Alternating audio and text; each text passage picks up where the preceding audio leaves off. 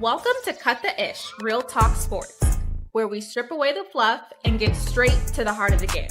From the hottest plays on the court to the controversies off it. We're breaking it all down with unfiltered takes and raw honesty. No sugarcoating, no holding back. Just real talk for real fans. Let's get into it.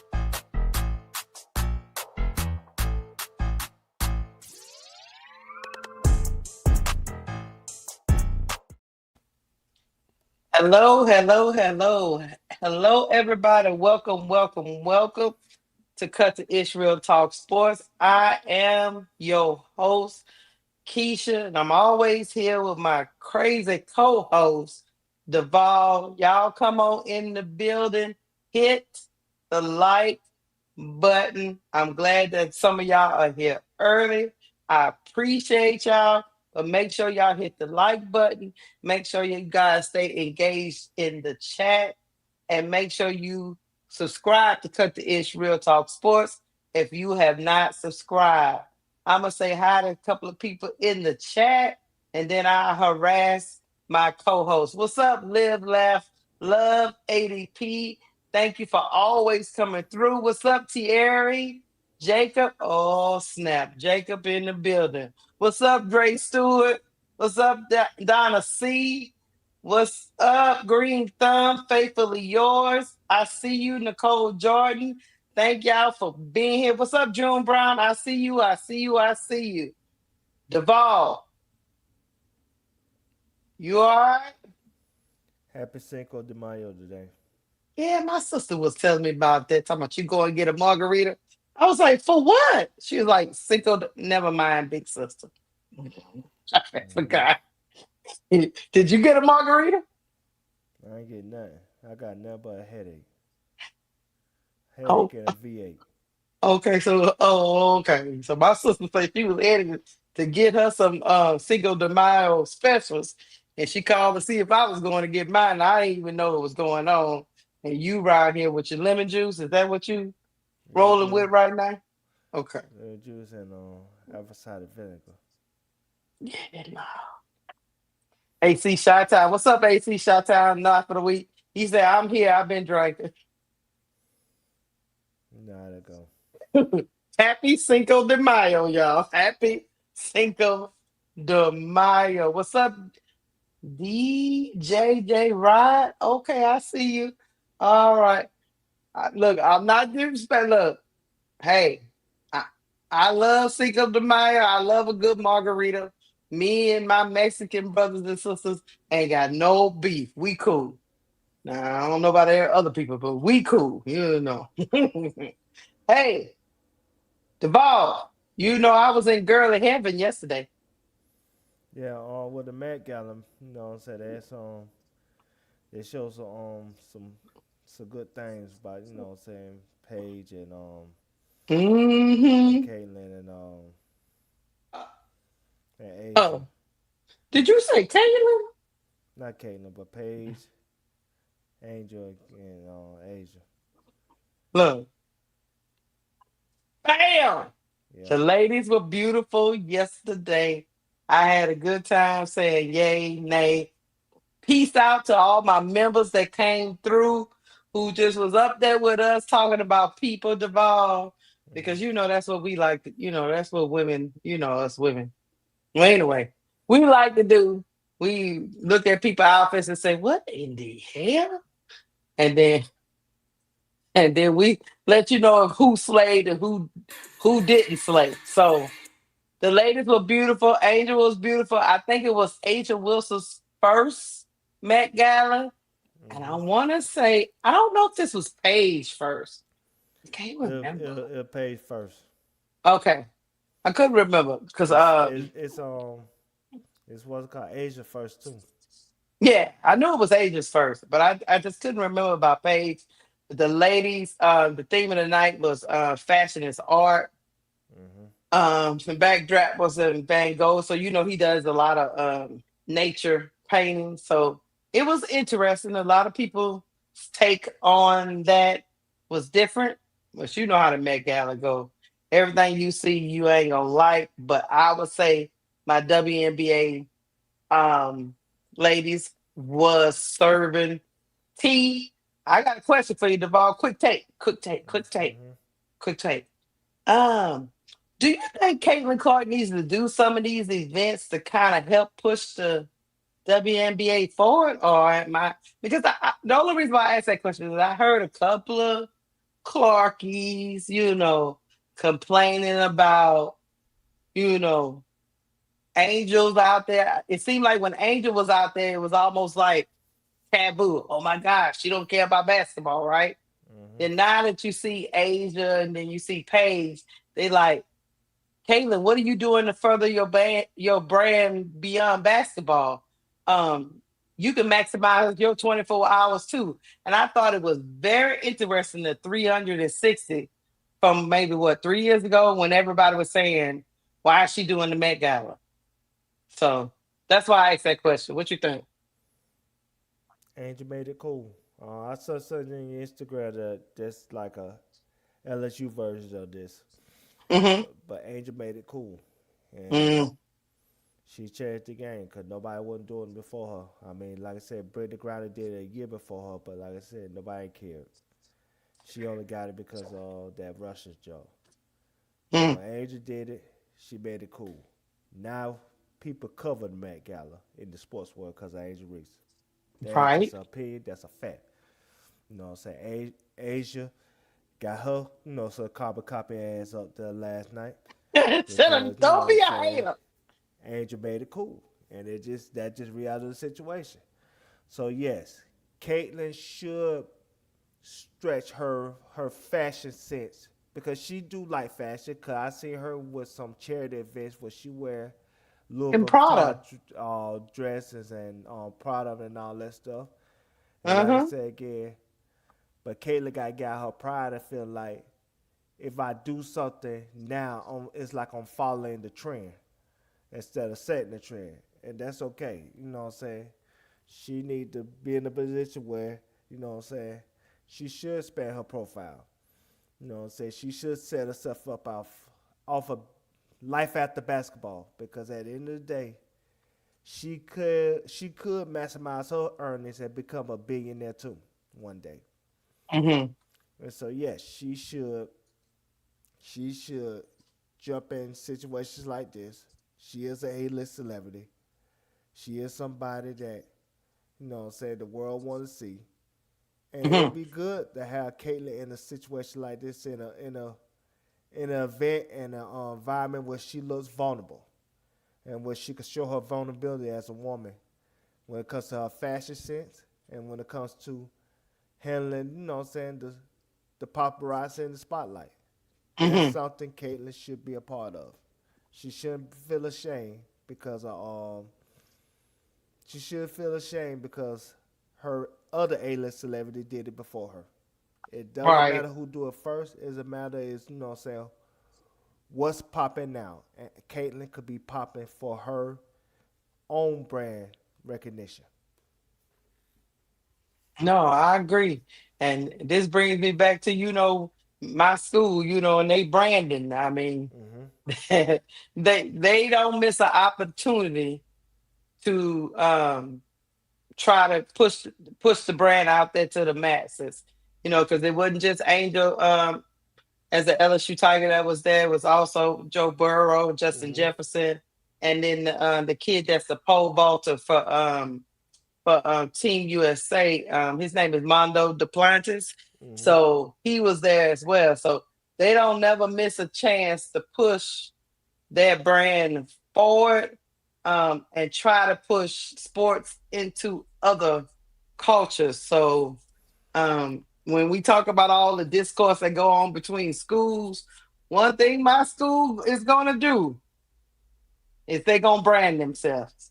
So, This is why the resentment exists between South Carolina and LSU. mm, Because South Carolina could be LSU 50 times, but LSU is still the cool school. Look at mhm, the A-list celebrity, the B-list celebrity, the B-list celebrity, the B-list celebrity. You got one South Carolina representation, which is Asia Wilson. That's the only one. Aaliyah mhm, Boston could get up there. and show her beauty and her fashion and her, her sense of art. But is Aaliyah Boston is too prideful because of maybe somebody like Kansas Park in our ear say, "Do you want to do Mm, that with Angel and follow mm, behind her and blah blah blah?" Instead of yeah. doing what's best for her brand. Cause that dry ass podcast ain't gonna do it. You gotta get beyond that dry ass podcast, Aaliyah Boston. Get beyond hating ass Candace. You know what I'm saying? Acting like she an old lady with a cat. Go Mhm. expand yourself instead of walking on the beach with thongs and stuff. You know what I'm saying? Come to the Met Gala. Show off your fashion sense. Like I said, Brenda Stewart did last year. The owner, of the team of the New York Liberty, I forgot it, of Wu or something like that. Uh-huh, uh-huh, He did it. You know what I'm saying? uh-huh. Serena Nescu did it last year. And so again, Aaliyah Boston, get your ass up, go to the Met Gala, show off your fashion sense. Don't worry about people saying you only doing it because Angel's doing it. It doesn't matter. It don't matter. Expand your fashion brand recognition. Expand your brand recognition for sure. Yeah. Because you go from a C-list celebrity, which you are right now, Aaliyah Boston, you become a B-list celebrity, which will open up a lot of things financially if you just take yourself seriously when it comes to your brand. That's all. Well, I will say this. I had fun watching my double A's. Asia Wilson was beautiful. Angel was beautiful. I even liked the pimp we call Paige. She was beautiful. She was beautiful too. And it's always great when your league is trying to grow to have what we call brand ambassadors out there in other genres to try to push the game forward. So, hey, I know fashion is not everybody's thing, but however, me personally, I like dressing up and looking beautiful, but hey, they say fashion ain't everybody's thing. So, I will say this. I won't just stop there. I'm going to stop with the Feast of Collier. Get your broke foot ass up there. Expand your profile. You know what I'm saying? You're a beautiful woman. You doing the Sports Illustrated swimsuit issue, you do the Met yeah, Gala. yeah, You that know what was I'm saying? beautiful. Yeah. Stacey Maga Cunningham. If you really want to soften your image, take your ass to the Met Gala. You know what I'm saying? We don't need to see you just bend over with the owner. We need to see you with Nah, some clothes on. now You you know what know I'm you saying? got to get an invitation now. Angel give her an invitation. Angel ain't no hater. You know what I'm saying? She need to go out there, show her fashion sense. You know what I'm Uh-huh. saying? It will help her brand. It will help her MAC audience. It will help her, you know what I'm saying, with her, what you call, Barstool podcast and stuff like that. It's like I said Uh-huh. again, plenty of these women, like I said, I would say Ray Burrell, do the same thing. Beautiful woman, gorgeous woman. You know what I'm Same saying? thing with Brink. I say Brink. I say Gabby Williams. Say she might not be everybody's Oh cup of tea no. because of her LGBT allegiance, but I think she can look more like Paige than with the, with the pantsuits and stuff like that. Yeah, yeah, yeah. You know what I'm Paige is saying? a pimp named Paige. Yeah. Hmm. It's a lot of people. I say Kiki. Kiki need to go up there. Kiki need to, Hmm. be a representation of her Nigerian heritage and show what she could do and show what she could be. Like I said again, a lot of people could do this. A lot of people could represent themselves. Flage did it last year. Yeah, she Fly, did. she did it last year. Angel wasn't no hater. Angel don't like her. But Angel ain't stopped the invitation. Angel on the committee. Angel could be like, nah, I don't mess with that. And could have shut down her invitation. She didn't. She let Flage be great. Even though they don't like each other. That's why, like I said again, a lot of these women could do that.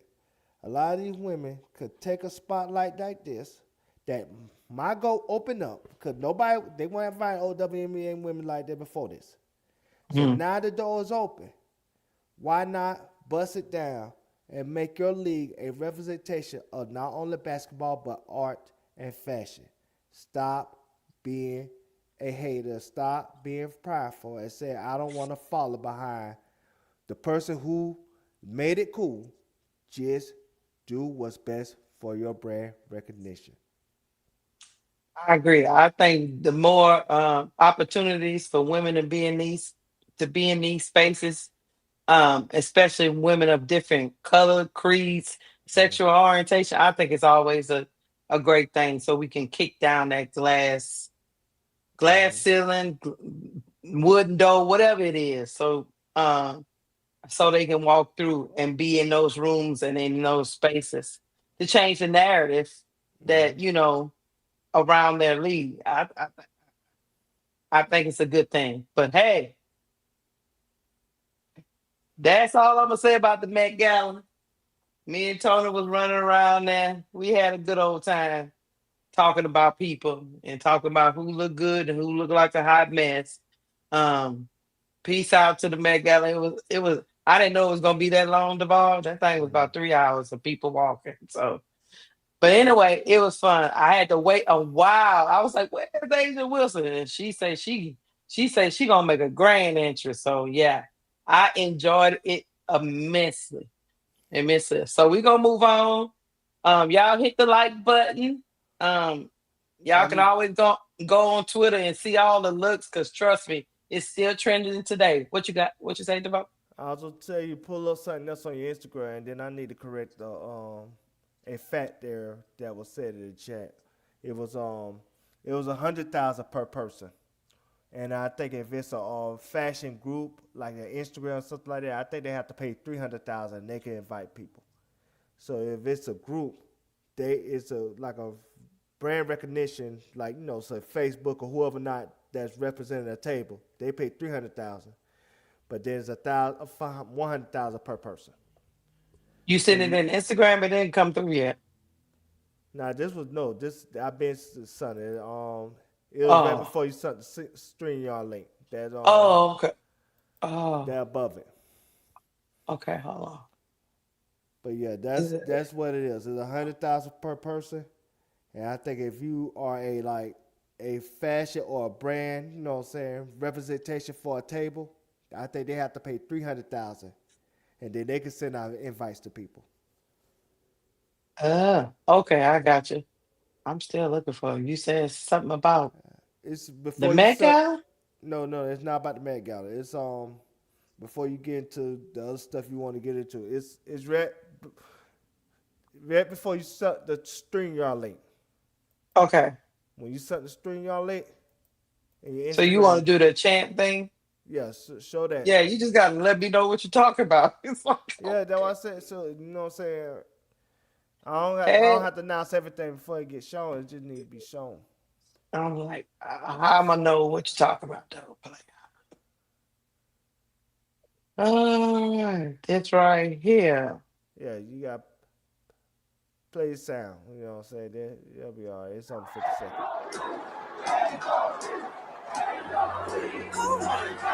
Me? Who? He wanna, they wanna, he wanna, they wanna. If it's fuck bad Dolly, then it's fuck you too. If it's fuck bad Dolly, then it's fuck you too.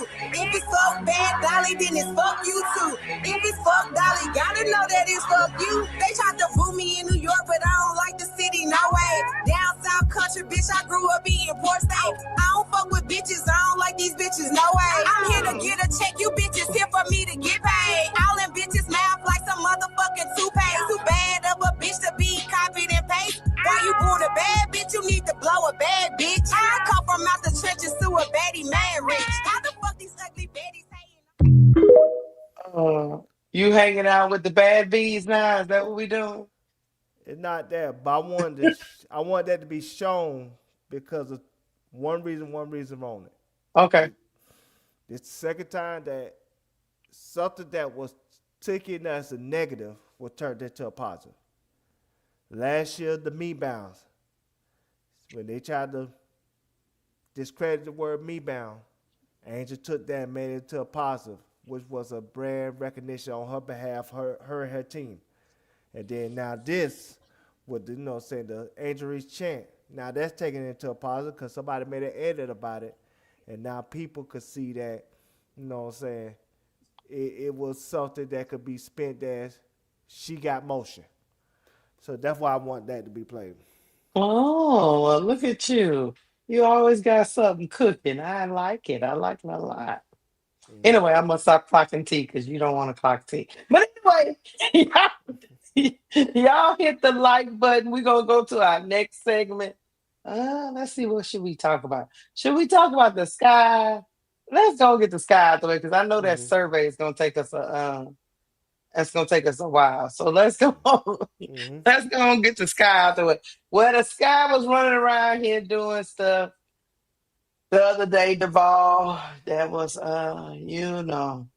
they was doing sky things. So I'm gonna pull it up. It seemed like they trying to do a purge, Duval, Mm-hmm. and they making a serious declaration that they want to erase pretty much 2025 uh, draft process. They let go of Hailey Van Lith. Mm-hmm. They let go of Aisha Coulibaly, who I thought they was high on. Mm-hmm. After she came off, she didn't play last year because she was coming off an injury. So Yes. I thought they was gonna give her a chance, but I guess not. And they also let go of Maddie Westbell. Mm-hmm. When they let go of all these 2025 draft class, they brought in Natasha Cloud. But before we get to Natasha Cloud, Mm-hmm. tell me your initial reaction to Jeff P seeming like he trying to rewrite history, trying to act like the 2025 draft didn't happen, and that he didn't trade away what was the third overall pick for Ariel Atkins. Mm-hmm. He not even keeping none of those picks from that draft, even though he brought in a new coach in Tyler Marsh, who was a former developmental coach, and it don't seem like he's doing too much developing. Tell me what you thought when you first heard the moves from Chicago Sky cutting these ladies. I'm gonna speak on big picture, then I'm gonna single out a person from this situation when it comes to cuts. Mm-hmm. Big picture, it just shows that Chicago Sky is the worst run organization since the 90s Clippers. Mm-hmm. At least with the 80s and 90s Clippers, the only problem they had was Donald Sterling was cheap and racist. With Chicago Sky, they could be accused, quote unquote, of being racist, cheap, and most importantly, clueless as far as when it comes to roster construction. And so I'm glad you got that picture up. So highlight that picture. Click on Okay. that Okay. person. I will. Mm-hmm. Yeah, click on her. I want you to bring her into the picture. And Mm. I wanna single her out. This is what you call casualty of war. The only reason why you was on the roster because Angel picked you. They wanted to throw her a bone because she was mad at their ass. You allowed that article for you to fall out with Angel for no reason. And now your ass is cut because Angel's no longer there. She couldn't protect you. And then if you would have just kept your head above water and not let Andy Constable play with your head with a fake ass article, maybe the dream would have reached out to you right now to get you a roster spot. But the Chicago Sky intentionally sabotage all of y'all chances of getting on another team right away because everybody had to make room for their roster when it comes to, you know what I'm saying, the construction of it before the season. So at best right by now, you might be a developmental player for somebody else. But as of right now, you don't have a roster to go to at this time. And if you know what I'm saying, if you didn't allow Andy Constable to mind game y'all, to mind F y'all, if you know what I mean, mind F, I know you what you know mean. what I mean. If you allow her to mind F you, as soon as you got cut yesterday, you probably would have got picked up by the Dream today. And you would have been straight. So like I said, you allow yourself to be a casualty of war because they clearly never wanted you. Hmm. Jeff P never wanted you. Tyler Marsh really didn't want you because he didn't want to No. play you. No. And so again, that's why you don't burn bridges. Because you don't know when networking can be a big asset to you in situations like this, especially when you're working for an organization that never had your best interests at heart. Hmm. Look, I will say this. I don't know why any one of these ladies, and I heard Rachel Bam, Krispy Kreme, was over there at the press conference talking about be nice to Tyler Marsh and Jeff P. They good people. I don't understand why any player would think this organization has their best interest at heart. Mm-hmm. The only thing I would say about Hailey Van Lith is I give her a small pass, and I'm gonna tell you why. When you coming into a new, I don't think she knew how the game was being played. Mm-hmm. I don't think she was up on the, up on everything.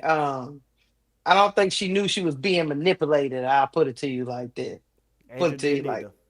yeah, of course, yeah. Angel didn't know. So if you can imagine, Angel had what? This was Angel's second year.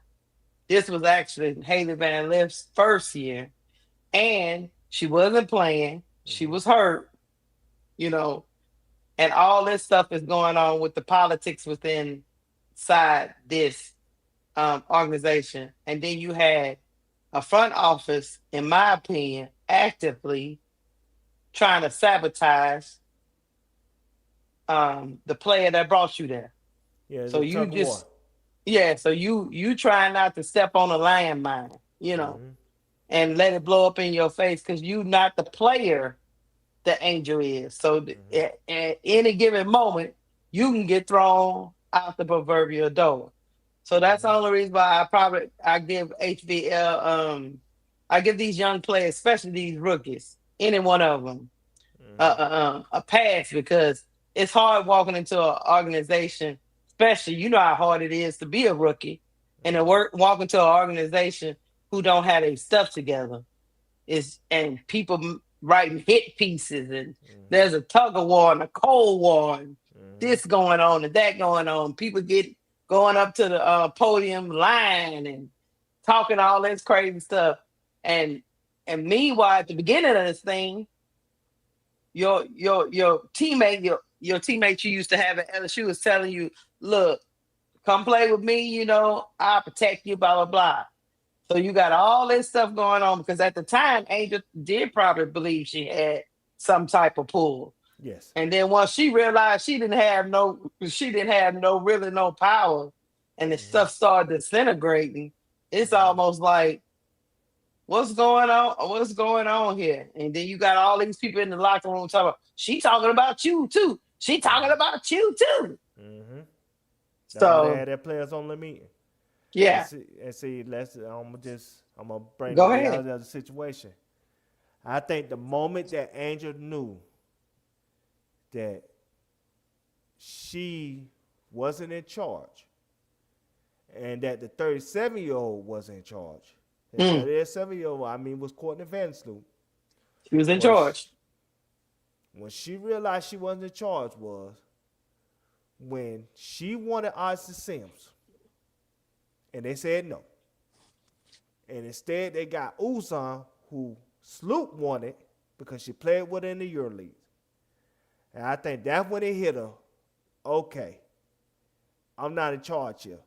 Clearly there's a tug of war that I'm losing. And I think that's why she came out with that hit piece with the Chicago Sun-Times saying, y'all got to get me better player, blah, blah, blah, blah, blah. Because I think that was her last result.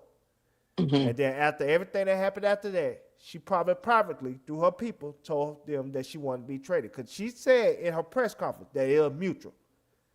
And I know her people told them that she didn't want to be there no more. So, it wasn't just, okay, Chicago wanted her out. She told them she didn't want to be there.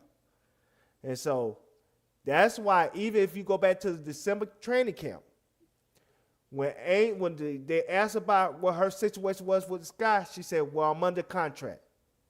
That's Cole saying, "Well, I'm here obligation-wise, but I really don't want to be here." Sometimes you have to, read between the lines when it comes to what a person say, because it's not what they say, it's what they don't say. Because I guarantee you, if she was on a dream and they asked her how you like being on a dream, she'll give you a 2-minute answer. But Chicago Sky, she said, well, I'm here, I'm under contract. That, that's not no accident. So anyway, what I'm saying is this, especially when it comes to you, Hailey Van Lith. Even if you see something look bad, you should just pull Angel to the side and say, "Hey, I'm reading this. What's going on? Let's have a conversation. I know you're my girl. I know you ain't gonna backstab me. What's true, or what's not true in this article?" Angel probably would have gave you the real. And then they would still cut you. You knew you would have had a landing spot. Because like I said again, yes, Ryan Howard and Alicia Gray's the better players. But that's Angel franchise. They got stuff posted in Atlanta by Angel already. And they don't have with others. So she going to have some pull. And I think Smethko already said publicly that he asked for Angel opinion on things. Now, it could just be basketball stuff, on the court and how she want to be played and stuff like that. But I'm pretty sure it's off the court stuff too. And so it's just like, that's why I said, don't never burn that bridge unless you absolutely sure that you're not going to need that person later on. That's what I'm saying. That's with anything. It's a political game when it comes to the WNBA. You think it's on accident that and I give you a perfect example. You think it's on accident that Lexi Hall got resigned? Lexi Hall was on the bench last year. Lexi Hall got payday for the Fever. Why? Because Caitlin's in charge. And you're not going to cut her best friend without her having signed off on it. You know what I'm saying? That's smart. And that's why somebody like Lexi Hall still is getting a paycheck. And so sometimes you just have to understand the situation, and you have to navigate bullshit, especially with a franchise that has a history of mistreating players overall. I would say this: there are reports that there are teams with some interest in HBL. I haven't heard that from Maddie. No. Westbell. I've heard a couple of things, but I haven't heard that from Maddie Westbell or for Aisha Coulibaly. But I will say this. Jeff P is still diabolical in this situation. Because he protected this whole team, gave up picks to protect this whole team. And Uzan decided to not take him up on his offer and go to the Sparks and try her skills out over there, right? And she got cut today. She got cut from the training roster today. And then you have these young ladies, which is HVL, Maddie, and Aisha. You protect them and then cut them 3 days before the season start, when you could have seen if somebody else could have picked them up in the expansion draft. Now you put these young ladies in a precarious situation. My question to you is this: is Jeff P? Well, we already know Jeff P is. The moves he make is it's no rhyme or reason. Why protect players you're gonna cut a month later, Duval? Couple reasons. Reason number one, I think he wasn't sure if he needed a couple of those players to package with Angel to get traded. So, he wanted to make sure he had all his chess pieces needed to make whatever trade that needed to happen when it comes to her possible. Oh, my God. That makes it worse. Go ahead. That means he don't know how to access. He don't even know how to access talent. People didn't want nobody from that team. Never mind. Keep going. And I'm gonna tell you, this is the worst part, and this is the second reason why I think he did it. I don't think he was sure that he was gonna get into free agents, and he wanted to make sure he had a roster just in case that wasn't a possibility. Because remember, they said their reputation was bad, and they were trying to change it. So he wasn't sure that, you know what I'm saying, if anybody was on side with Chicago Sky based on whatever perceived bad reputation that they had, you know what I'm saying, throughout the league. But what this shows you is this. Money talks. If you got the money, even if you're a bad franchise, they'll sign with you. Oh, yeah, if you got money. Mm-hmm. But they wasn't sure about that at first, in my opinion. So they wanted to cover their bases just in case nobody signed with them. They didn't want to be like the Indiana Fever when they just basically got a bunch of role players. Because clearly people don't want to go to Indiana. Hold on, Duval. Duval? Yes. In this young lady's position, this one right here on the screen, you wasn't really waiting on free agency for her. In my opinion, the minute you traded for J.C. Sheldon, you knew you was not keeping HBL. Yep. So why do this to this young lady? I think the moment that they traded Angel, they knew they weren't on keeping HBL. She should have seen the writing on the wall then. Yeah, there's nothing she could do but sit there and wait. But I would ask for my release right then and there. There's nothing you can do. I mean, but to protect her, knowing that, knowing Angel's gone, she was an Angel pick, right? Yep.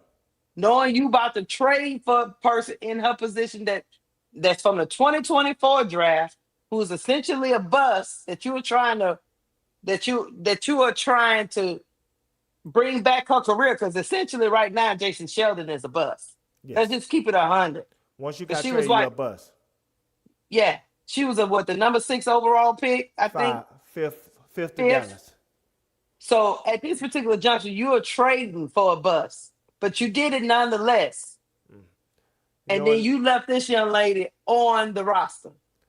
Let me take that back. She was the 6th pick. I think Washington missed it for the 5th pick that year. And they got Leo Edwards. Yeah. She was the 6th pick.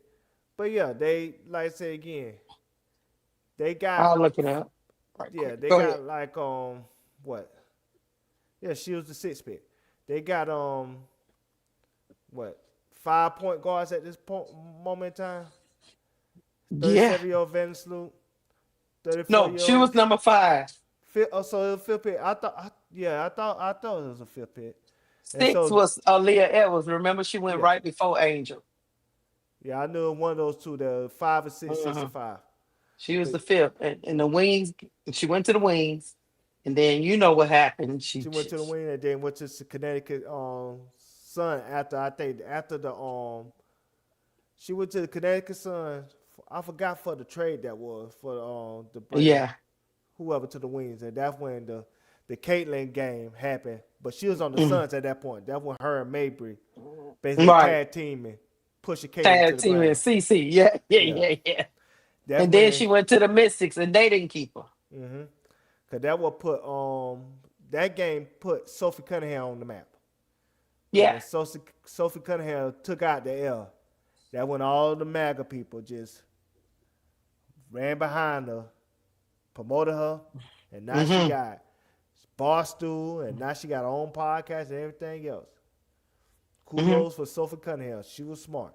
Well, anyway, when it came to the Chicago Sky, they got 5 point guards. Like I said, they got 37-year-old Van Lith, 35-year-old Skylar Diggins. They got 34 or 35-year-old, Natasha Cloud. Now you got Rachel Banner, which is, Jeff P's developmental person he working with. And then you got J.C. Selden. So Yes. 5 point guards. Mm-hmm. So they point guard heavy at this point. Mm-hmm. And so It's just my opinion. Like once you decided that she was gonna be a casualty of war, whatever you want to call it, when that expansion draft came up, I just I just don't understand. I don't understand what to tell. But we gonna get off of that for a minute because I want to get your opinion of because we all know it's well documented all the stuff. let me clear up something because, like I said, people trying to put Go my ahead. word. What's going on? I know, Chad. I know y'all got common sense. I really do. Just because somebody traded, that don't mean you're a bust. I'm saying in her case, she was a bust. She was not playing well for Dallas. No, she was a bust. She was a bust. Angel got traded, but everybody know Angel a franchise player. Raquel got traded, but she's not a bust. She's a good player. Yeah, just because you get traded don't mean you're a bust. You're a bust because of the product you put on the floor. Yes. They traded her because, like with J.C. Selden, she underachieved. And she was a bad system fit in Dallas. Because Trammell was her coach at the time, which was ironic because Trammell's her coach now. Right. So like I said, I know y'all got common sense. I mean, I'm not understanding. Y'all don't even remember. Look, don't make me call y'all out. Y'all don't even remember J.C. Sheldon being the 5th overall pick to Dallas. Y'all don't even remember what she gave to the Dallas Wings. All y'all remember is the Dallas Wings being bad. They had a lot of injuries that year, and it was just a Enrique show. Yeah, because like I said, And Natasha Trammell got fired. Mm-hmm. But again, come on, Chad. I don't know. Y'all just, I'm sorry, y'all smart, y'all a lot of smart individuals. That's why and J.C. Sheldon barely started. Mm-hmm. Every stop she went to. That's why, like I said, I love the chat. Y'all some smart individuals, but y'all know better. No, I'm not saying she's a bust because she got traded. She got traded because she underachieved. So yes. Leah Edwards. She got traded because she underachieved. Like Doesn't mean. Go ahead. Like I said, Raquel Jackson, she got traded, but she's a good player. She's not a bust. Her teammate that's still there, she's a bust. Yeah. She's on the bench. She's a bust. You know what I'm saying? Y'all know better than this. Angel got traded because at the end of the day, she lost a power struggle. That's what it was. It wasn't because she wasn't a great player. She's a future first ballot Hall of Famer. That's why Atlanta is excited for her for a reason. Now I say Angel's not Duval. a bust. Angel overachieved. Yes. Well overachieved. She's on a Hall of Fame career. And she's going to be on the 2028 Olympic team. She's going to be on the 2026 World Cup team. No, she's not a bust. And no, I wasn't saying way because somebody got traded, they are a bust. I'm saying I'm not saying just because they get traded, they get it. Because I've seen really, really good players have a hard time in one place and get traded somewhere else, and they still a good player. I mean, good players get traded all the time. Well, I put it this way, and I could break because this down. It might not even be basketball that's the problem. I'm gonna break this down as simple as possible. This is where people can understand.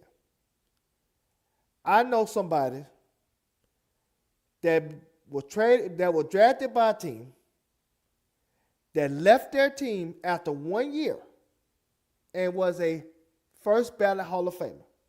And he's in the NBA. Can I tell you who that person is? Go on, tell me. Is you interested in a guy named Chris Webber? Yeah, I remember. Yep. He got drafted by the Warriors in 92. He had a clause in his contract that he could, I don't know how he got this clause in the contract, but he got the clause in the contract where he could be a player option and get out of the Golden State Warriors. He was battling with what's the guy name? Nelson, Donnie Nelson, who was a great coach, but clearly wasn't a Chris Webber guy. He got that contract after 1 year and had a Hall of Fame career. He went to the Mystics, Well, not the Mystics, but the Wizards. The He, Wizards. he played, I want to say, 3 years there.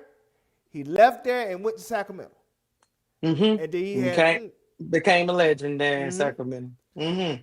That's why I say again, y'all know better than this, man. Y'all, it's Every like y'all every just time you get every player doesn't fit, it doesn't work out in the organization. But in JC Sheldon's case, she was drafted as a point guard, it's and like, man, she has underachieved. So much so that even Chicago, think about it like this, Chad and Duval. So much so that Chicago Sky is still bringing in people to back up that position. They got 4 point guards on the roster. yes. That tells me they have an inkling that if JC Sheldon don't work out, they still got the oldies but goodies. Mm-hmm. That's what this looks like to me. And at the end of the day, JC Sheldon better be ready to ball this season, because she might find herself at the end of the bench again. So no, I'm not telling y'all gotta be smart all the time. I'm telling y'all need to start having this try to gotcha moment. It's like y'all always trying to find this gotcha. Like, you know what I'm saying? Like y'all trying to find out that, you know what I'm saying, somebody said something incorrectly or something that mattered to you. Y'all better than this. Y'all are better than this. So that's what I'm saying. That's what I'm saying. Y'all are so smart individuals. So stop trying to have this gotcha moment all the time as if you trying to psychoanalyze everything, and me in particular, because they like you, Keysha. Me in particular, that I'm saying. Well, Duval, it's still my opinion. Yeah. You know, somebody else might think she wasn't a bust. Yeah. That's their opinion, but it's my opinion she's a bust. Mm-hmm. She's Now a bust. she can turn that. Now she can turn that thing around. Yes. And now I don't have high hopes in Chicago because Tyler Marsh has not shown he can develop players as a head coach. So there's room for pause right there. But you can always turn it around. But I'm saying at this moment, she's chasing that number 5 overall pick of what we thought she was going to be. Put it this way. I'm gonna use your words and I'm gonna add on to it. You say it again when it comes. You said somebody could be a bust in one situation and still turn around, right? Say that one more time. Yes, a person can be a bust in one situation and turn it around because sometimes they just don't fit the system of the place that they was drafted to. I give you 2 people that fit that criteria. Can I interest you in Baker Mayfield? Oh, and can I know. I also interest you in Sam Donald? Yeah, Baker Mayfield went to Cleveland, and no, then he was a bust. He was a bust in Cleveland. He was a bust in Cleveland. Bust then in he Carolina. went to, yep. He was and a bust. He had a cup of coffee in L.A. Yeah. Then he went to Tampa and became a great player. Sam Donald was a huge bust in New York Jets. The New York Jets, yeah. Well, a lot of people, and see, that's the thing about organizations, right, Duval? A lot of people be bust in the New York Jets organization. And then he cast his butt over there and leads that team. What team? He's on Seattle, right? Yes, he was a bust in New York Jets. He also was a bust in Carolina. Right, the same time, Baker Mayfield went to the same organization. They was there the same year. Then he became a backup with the 49ers.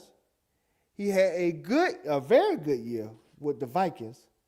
And won the Super Bowl with, you know what I'm saying, the Seattle Seahawks. With the Seahawks. When people was running around saying he was a bust with the Jets. I know the Jets sick. Because that man that went and won a Super Bowl. I can name you another person. Was a huge bust with the Jets. Another one? He sat on the bench for the Giants. He played one game and broke Eli Manning's Iron Man streak, which cost McAdoo his job. He went to Seattle as a backup. He became a 3-time Pro Bowler as a Seattle Seahawks quarterback. And then he had a bad year last year. Can I introduce you the name of Geno Smith? Oh yeah, I remember Gino. Hmm. So I'm going to give you one more just to know so to end this Yeah. argument. We had a player that's a huge bust with the Giants. Went to the Colts last year. Had an Dang, Charles. MVP type season before he broke his leg and then ruptured his Achilles. Can I interest you in Daniel Jones? Daniel Jones, yeah. So nobody's saying because somebody bust at one location that they'll bust their whole career. They have time to turn around. They just are busting their original location where they're drafted, but still could be a good to great player depending on if they fit the right system. Yep, I agree. Hold on, let me get the money right quick.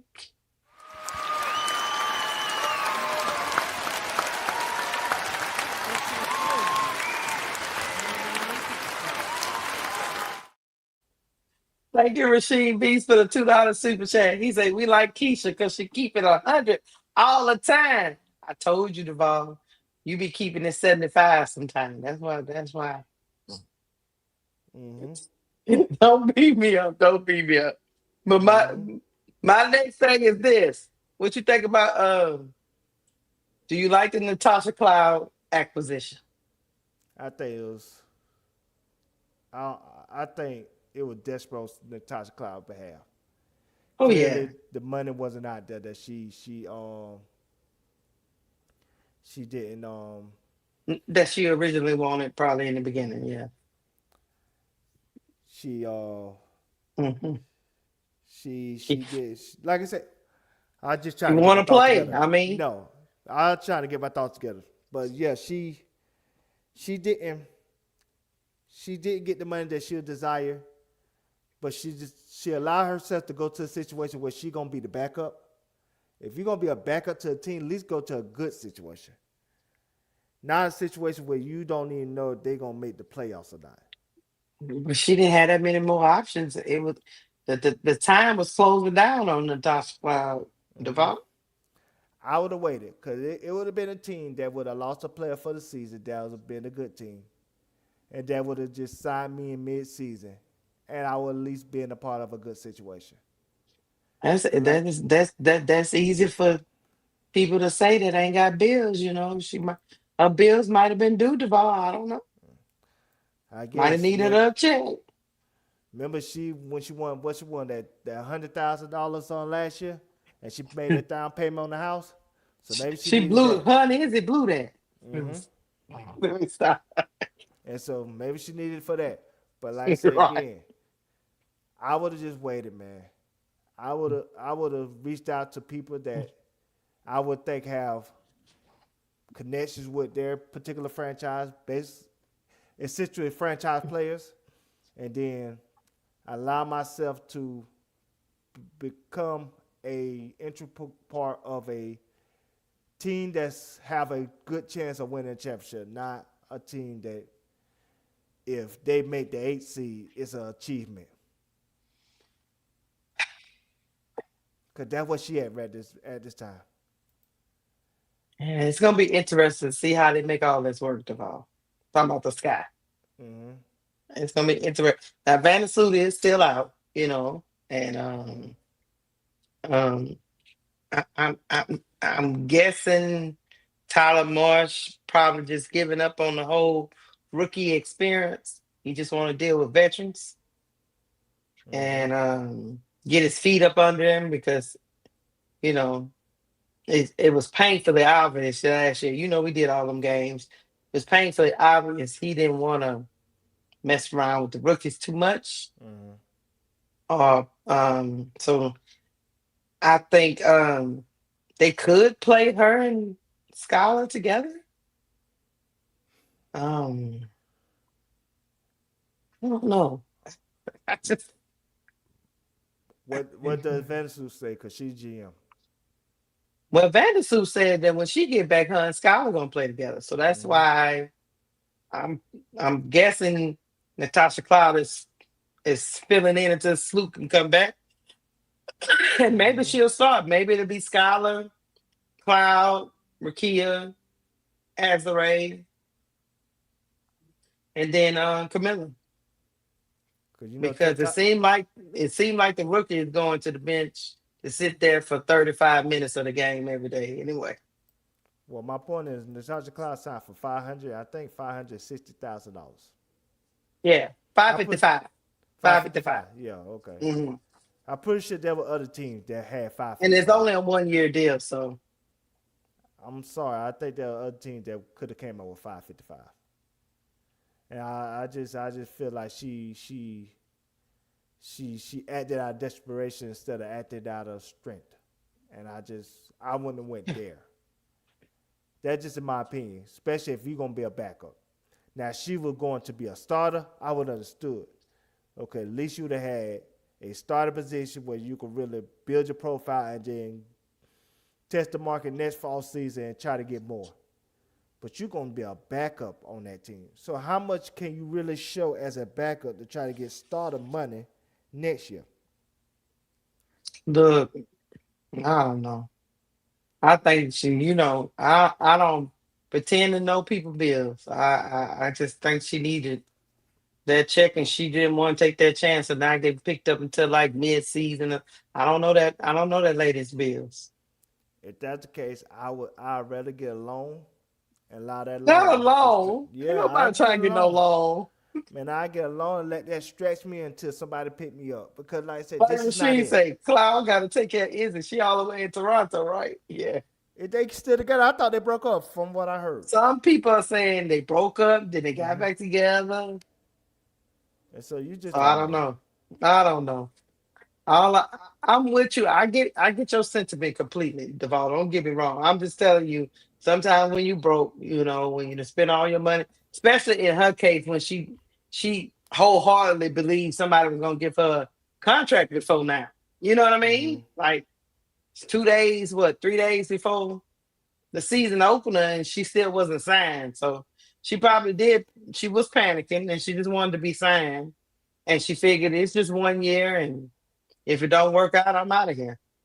Matter of fact, I think she already banking. She already knows she's probably gonna be out of there, but she knows she needs to play well enough to get to somewhere else, and you can only do that while you're on the floor. And right now, I think they just using her as a fill-in because they have injuries. Yes. Because Dejanay is still hurt. Vandersuit is hurt. You know what I mean? So she might start. For that team right now, Yeah, because who else? I mean, let let me ask you. Who you think is your starting lineup then?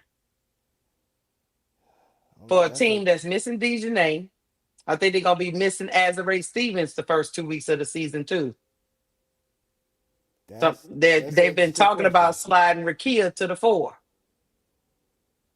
So you tell me, who's your starting lineup with Sloop, Dejanay, Azare down? That's an interesting question. I know you got Skylar at the one. Like I Hmm. said, they're gonna slide Ricky at the four. Then That's what they talking about. that Yeah. made no sense to cut. Saying Maddie when you could have had Maddie right there and kept Ricky at the three, and then As with of right Camilla. now, Cardoso only has E Will. There is no four backup. No, Like, because they got Koulibaly's going on. Let me go look at the roster right there. I don't want to be lying, but yeah, it's getting dicey. Like, because I think they're gonna sign Sidney Taylor, which is they guard that ball that other night. yeah, But yeah, Dejanay's hurt. Yeah, that's what I'm saying. Right now it's on the roster. Rachel Banham, Azare Stevens, was a big that's hurt. Sue hurt. Cardoso played. Cloud, Rakia, Skylar. Dejanay is hurt. E. Wheeler suit up. Hopkins and Sidney Taylor and JC Sheldon. Yeah, that's and And they think That's it. their roster gonna make the playoffs. They hoping that whenever everybody gets back, they can make it work. But for right now, what I'm saying is, I think she gonna possibly start because of injuries. Mm-hmm. You know what I mean? Yeah. Because if Dejanay, I don't see Dejanay rushing back. Now I think she's probably gonna play the role that Dejanay was gonna play until she get back. You know what I mean? Like, So you I don't think think I think Cloud is gonna start, but I could be wrong. you know say you don't think Disney gonna rush back to get him to be played on the bench? I think Dejanay chilling. So she gonna get that PTO? Okay. I think Dejanay gonna make sure she get that. I think Dejanay gonna make sure that foot is right before she step back on the court again. 100%. Yeah, I don't think she's gonna be rushing herself back for Chicago Sky. That's just my opinion. Well, play what I just sent you on the Instagram. I guess Oh, the girl hold on one Sydney second. Let me get the Chandler. money right quick. Hold on.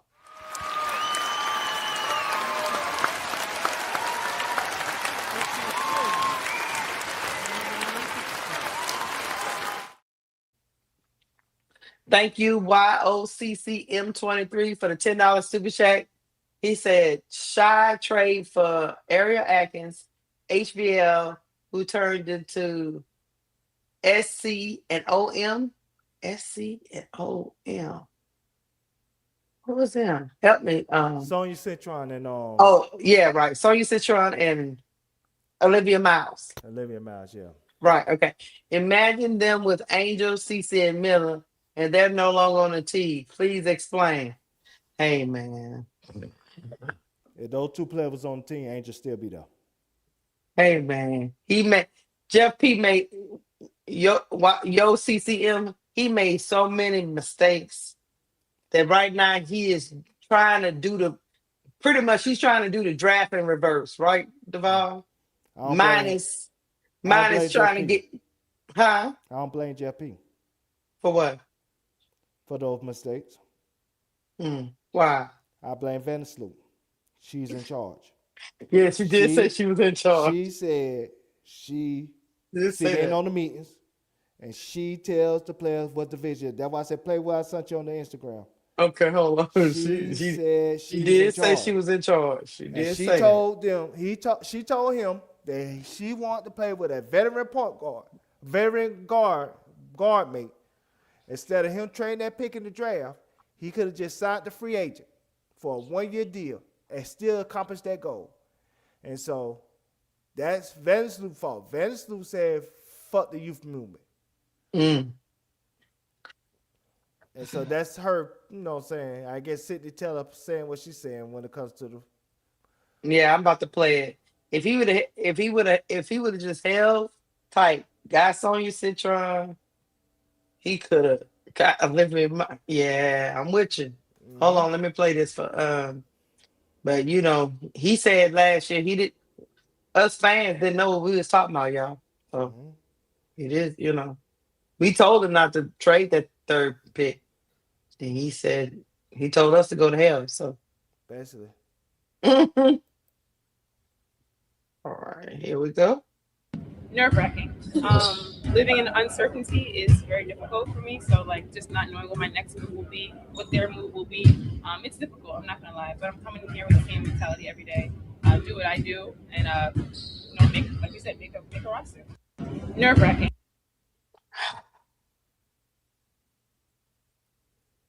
That's crazy. That just gonna put and I get it.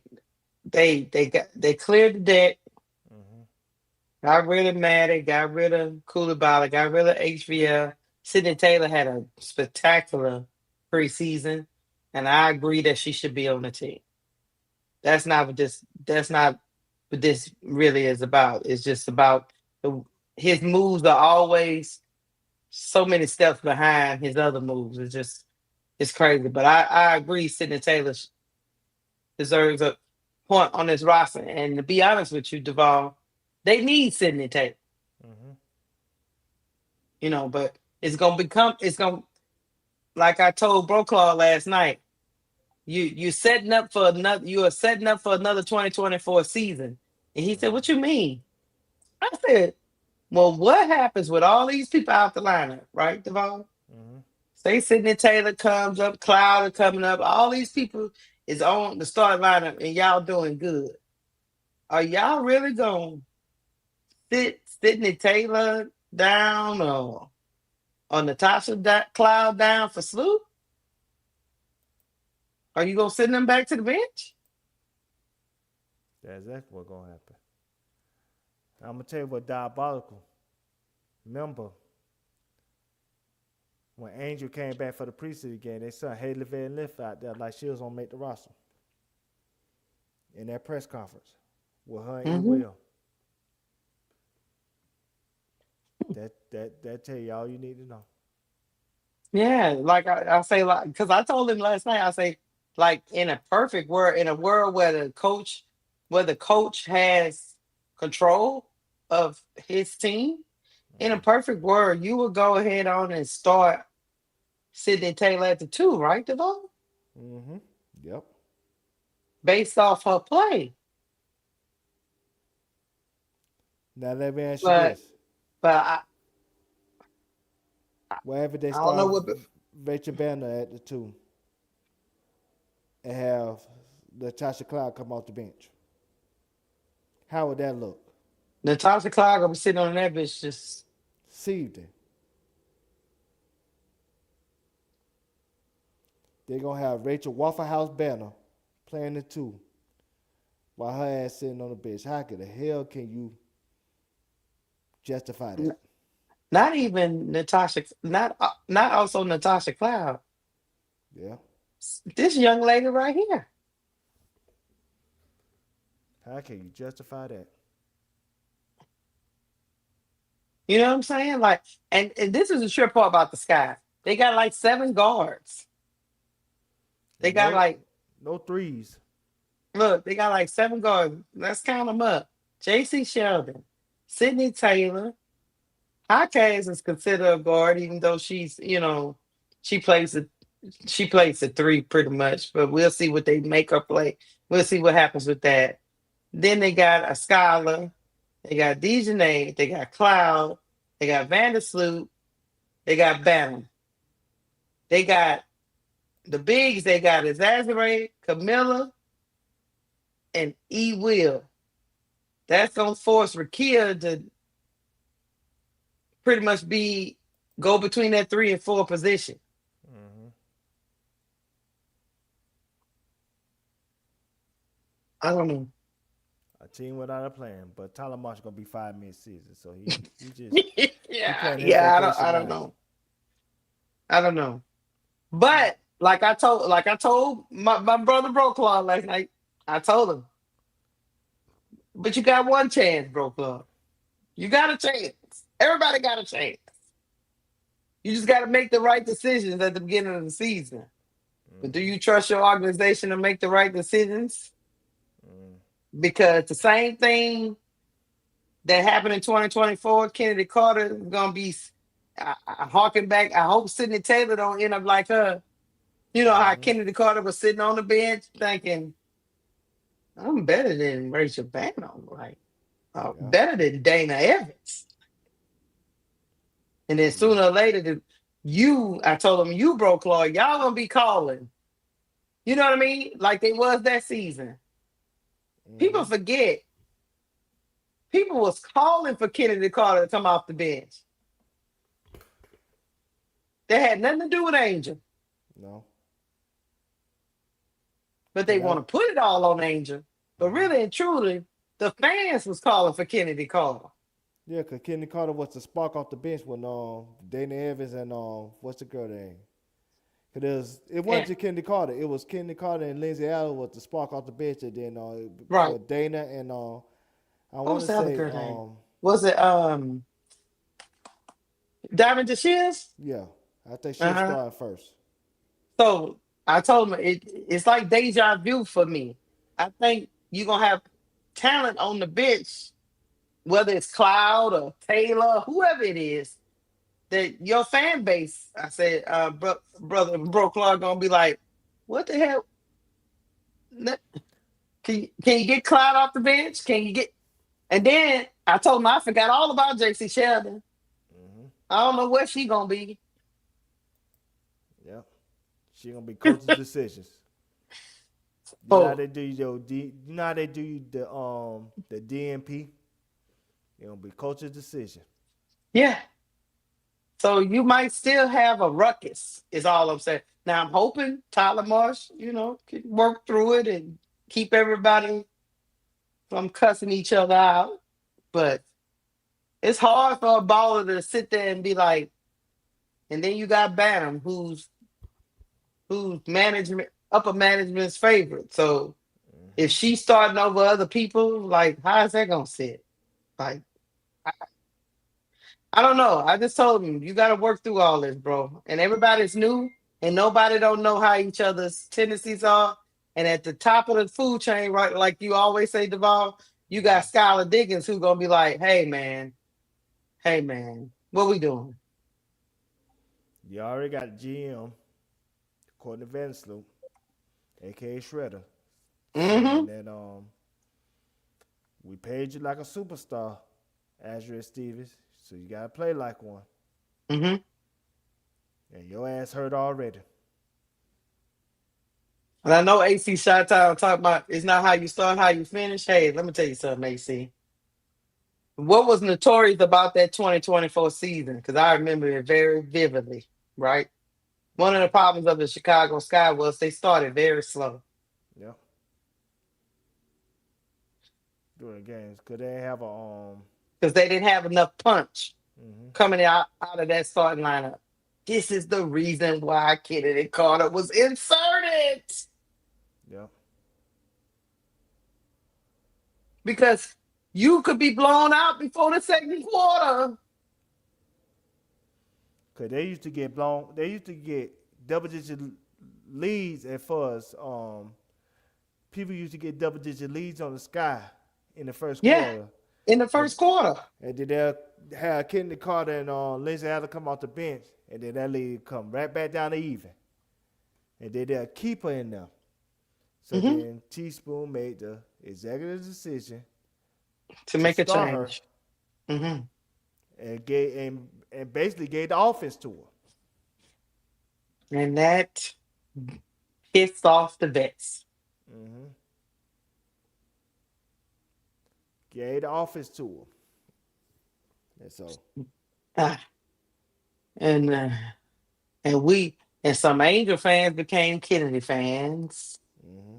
And people was like, what we doing? And then at the end of the season, Dana was at the press conference talking about our own fans turned on her. I remember it very vividly. Yeah. So it's gonna be interesting. Chicago Sky, I will be watching because I have a vested interest. You have intrigued me. Mm-hmm. I'm here for you. We're gonna be watching. I do like this young lady on the screen. I love Very Natasha Cloud. Huh? I said very pretty. Yes. You look at you. Bro Claw's brother. Mm-hmm. I like Natasha Cloud as a player. I like Skylar as a player. I like Nakia. I like I want to see how it go down. I just know Coach Whispers, Tyler Marsh. Mm-hmm.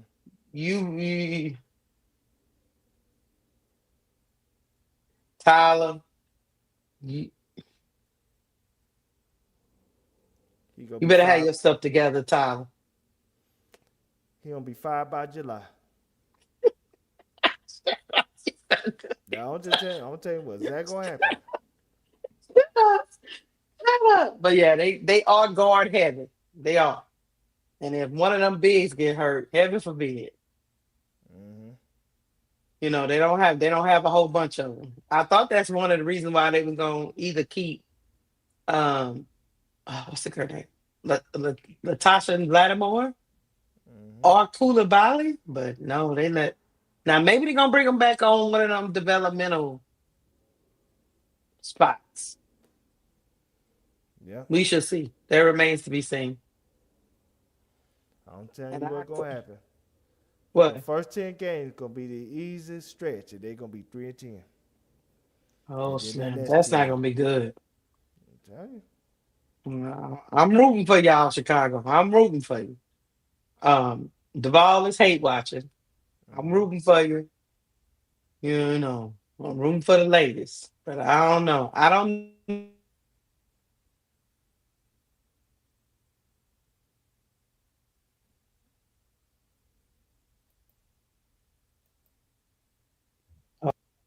Can you hear me? Yeah, you muted yourself. I don't know why. Yeah, my iPad AirPod went out. My trepidation is the coach. Mm-hmm. I just don't know about Tyler Marsh. I don't know if you can give him all the talent in the world, whether he can put it together. That part I don't know. She don't Nah, inspire leadership. yeah, he just, you know, I just don't. I don't know because he's got talent, Duvall. Yep. Nah, but he's got a slim window to make this talent work because he's got a lot of veterans with some egos, and then he got a couple of young players, you know, in the midst of Mm-hmm. all that, and whether he can put all this together with his demeanor remains to be seen to me. Mm-hmm. So before I even get to the players, I get hung up on him. I don't know what I'm gonna get from him. So we'll see. Yep. We We'll will see because, like I said again, he don't inspire leadership, and at the end of the day, you need a strong leader to make all this work and to mm, have these players play above their, saying their floor and yeah. reach more of their ceiling. No, I'm with you. All right, y'all. See, it wasn't too bad, Chicago Sky fans. They thought was like, oh, they about to blast us. They Mm-hmm. told us to be nice at the beginning of the show. Yes, sir. Y'all hit the like button. Please hit the like button. 204 people up in here. Hit the like button. Deval, what you want Mm-hmm. to do next? The recap for the dream, or you want to do survey? You do Surrey last because that's the big one. That, like I said, that's the All right. longer one. Let's get to the Dream preseason recap. You know, their last game was against the Mystics. Mm-hmm. Um, I I did. I'm gonna bring up this article. This little website be keeping stuff together, so Mm-hmm. helps me keep my brain together. Um, the final spots are coming down to the wire. This article says, of course, the people that are locked in is Alicia Gray, Jordan Canada, Ryan Howard, Nias Hillman, Angel Reese, Bree Jones, and Pow Pow. So that's 1, 2, 3, 4, 5, 6, 7 players. They got to fill out the last five. This guy who does this newsletter, he feels that Isabel Borlace, Okat Kone, and Navarre are probably going to make the team. So that brings you up to what, 11? And Mm-hmm. then you got one more spot, which is between Taylor Thierry, Stephanie Jones, which is Bree Jones' sister, twin sister, I Mm-hmm. just found out. Oh, okay. Uh, yeah, that's her twin. I was like, really? They look a lot alike, but just one is bigger than the other. Yeah, So, Mm-hmm. but Carzola and Winterburn. So they really have four players for one spot. Um, I'm gonna let you get. I don't think in that game, the starters didn't play too good. But hold on, I'm gonna play this right quick, and then you can get into it. About let me bring this thing up right quick from what Semesco had to say. It's a special set.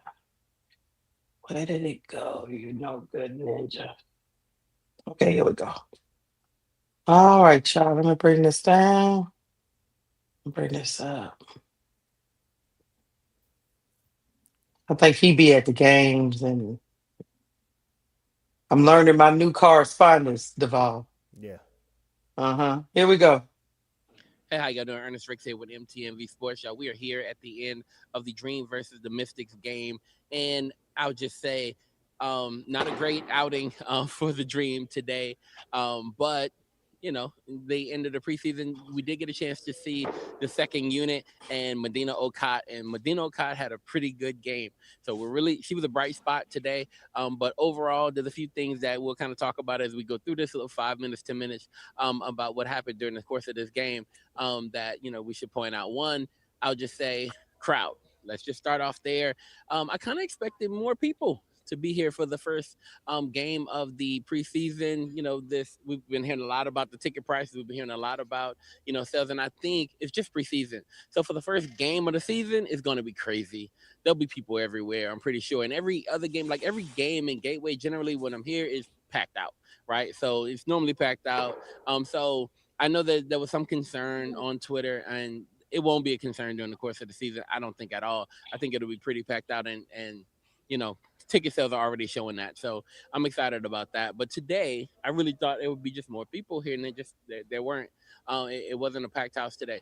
Now, Coach mentioned something that I think is a little bit something that they'll be focused on, right? He did not love what he saw from his first unit today. Our first group didn't play as well as I would like. I think we'll learn from this, and we'll get better from it. Still getting in the groove with some things, but I can see that we're close to putting it together. So, in the, according to the media, we just kind of switch focus, right? Let's go to the second group. Who are some of the bright spots from the second group? And Coach mentioned Medina Okot straight up. Hey, Coach, you mentioned the first group. What are some of the bright spots in the second group that you had out there? I'll probably have more once we watch film, but I'm really impressed with Medina's potential, all the things that she's able to do. Make defensive plays, alter shots, score in the post, had a nice drive. And she's still learning a lot. So for her to be able to impact the game as much as she did was pretty impressive. And I'll just give you my observations of Medina throughout the course of this game. I thought she played physical. I thought she played very, well, battling against Betts, right? Lauren Betts is going to be a problem. It's just true. Lauren Betts, she looked good. She looked comfortable from beyond the arc, from beyond three. She looked comfortable when she was down, near the basket. She was ready to battle. There is some room for improvement for her, but Lauren Betts looks good. That being said, Medina Okot battled well. They battled back and forth. I thought that was a pretty good battle. Medina ended up with 9 points, I think 6 rebounds in total. So I thought she ended off the game good. And in the post-game press conference, they asked Medina how she felt about the physicality of the game. We were sitting right here in practice yesterday when Coach was like, look, you need to be physical. He pointed out to Sika, he points out to that second unit, you need to be more physical. And I think in this game, they showed some of that physicality. And Medina actually likes that style of play. She'd be like, she likes it. She prefers it. Hold on, I'm going to stop there because it can go on. It's about a good 10 minutes. But, hey, Duval, as Coach said, the first unit didn't look like they was in sync. Because Ryan Howard and Alicia Gray, I don't know what was what was going on with them. Angel did miss some bunnies. You know how you be getting upset because you don't want to deal with the low lights that these people put out on Twitter. She gave them a couple of them during that game, but she showed most of the scoring for the starting unit though at the same time. So it was kind of like a mixed bag for the starting unit of the game. Angel was 10 points, 4 rebounds, 2 steals in that game, and she shot 42% from the field. She was 3 of 7 from the field. But let me know your thoughts. Let me know and the other thing that I get this out before you go. And it seemed like Kiki was taking that matchup personal because Angel was Mm. going between Kiki and Betts. It was a lot of size in the paint and holding her own. Kiki was out there acting like it was the Super Bowl, but I get it. I like the intensity. So Mm-hmm. it is what it is. But like old boy said in this up in this clip, um, Lauren Betts gonna be a problem. So I'll let you go. Yeah, I think Lauren Betts, I always said she was a polished Camilla as far as her mentality. I think they both got the same skill set. It's the mentality that's the difference. When it comes to Angel, I think she played well defensively. I think there was I want to say two occasions where Lauren Betts scored on her straight up. That happens. You know what I'm saying? One time when Lauren Betts scored, it was because Angel was chasing a rebound and Kiki smartly passed it to Betts when Angel was leading, you know what I'm saying, leaking out to try to get the rebound, but didn't get it successfully. But other than that, Angel did well against her. You know what I'm saying? She didn't let, you know what I'm saying, Betts just sit in the paint like that. She, you know what I'm saying, block off her throwing lanes where, you know what I'm saying, they couldn't just throw the ball into the in the post when it comes to Betts. So like I said, she did some great things defensively. I think she had like 3 steals that game, I believe. Hmm. Offensively, like I said again, she was very physical. She was aggressive. I think what she should have done in that game, she should have shot the ball more because she had opportunity to shoot from the 3-point line in front of the paint. Not from the paint, but from the 3-point line, from, you know what I'm saying, Hmm. from beyond the arc, and she didn't do it, and she didn't Hmm. even attempt to do it. And I'm disappointed at that because I think, you know what I'm saying, if you want to really expand your game, that's the perfect time to really like build up your confidence is in the preseason when it don't count, when it don't hurt Right. your, you know, say your field goal percentage or anything like that. But overall, she played well. I think she's ready for the season. Hopefully, you know what I'm saying, with Smecko have his, you know what I'm saying, his offense run a certain way. I hope, you know what I'm saying, she fits well in it, at least at the beginning, instead of having a growing pain or, well, yeah, some growing pains in the offense. I hope it just, you know what I'm saying, it I hope it just goes together seamlessly for her because she deserves, you know what I'm saying, the playing piece without, you know what I'm saying, the chaos and the negativity from people that want to see her fail. Yeah, I agree. I agree. I know what I heard throughout the time when we were calling the game, people were concerned about the bench Mm-hmm. of the Atlanta Dream. They still have to, get this roster down to 12 with the 2 developmental um spots. Medina Okada is a bright spot off that bench, along with I told some people in the chat that you gotta understand that he also pulled Pop out of that game and pretty much let the people that were fighting for roster spots finish it out. So what do you think about the Atlanta Dream bench? Do you think they're gonna be able to contend?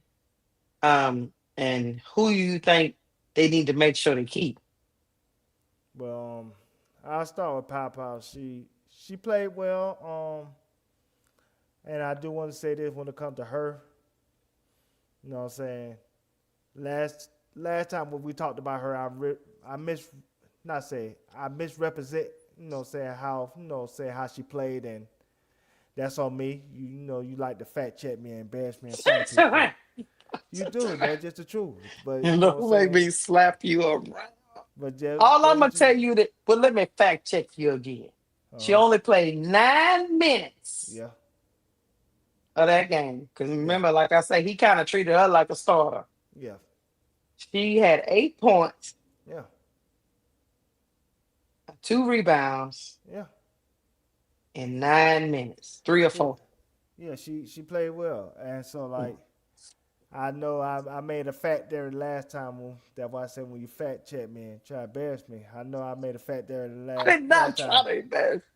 but that's Never fine. I mind. Go mean, ahead. but that's fine. And, you know what I'm saying? It was on me, and you know what I'm saying. I made I made a mistake, so I'm apologize to the chat. I can admit when I'm wrong when I didn't, you know what I'm saying, observe or you know what I'm saying, articulate something correctly. So so I think I owe y'all an apology for that because, like I said, y'all come here for us to give y'all not only our honest opinion, but facts when it comes to our representation of what we are covering at that moment. So that's on me. But she did play well last game. I was hoping that she took another step because she played good in the preseason last year and she played good in the season at the beginning of the season last year to the point where I felt like there's a like Jordan Canada, walk in free agency and allow her just to get the keys. I feel you on that. But so, sometimes your expectation of a person could be higher because you want them to see that second year jump right away where, she just take what you feel like belongs to her.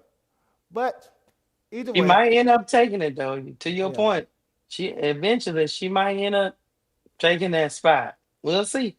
Yeah, but so that like I said again, I should have misrepresented her play the first time, so that's my mistake. And like I said again, I can own up to it and say, I should have been more articulate when it comes to how I was trying to describe her play when I critiqued her previously. But this game she did play well. Let me move past her to go to Okot, and this is where I will give you credit. She's not ready to start. And see, the reason why I can say she's not ready to start because the difference between her and Betts is like, and this is where if you really watch the game and really pay attention, you could tell the difference between the two players. When Betts on offense, she have a plan.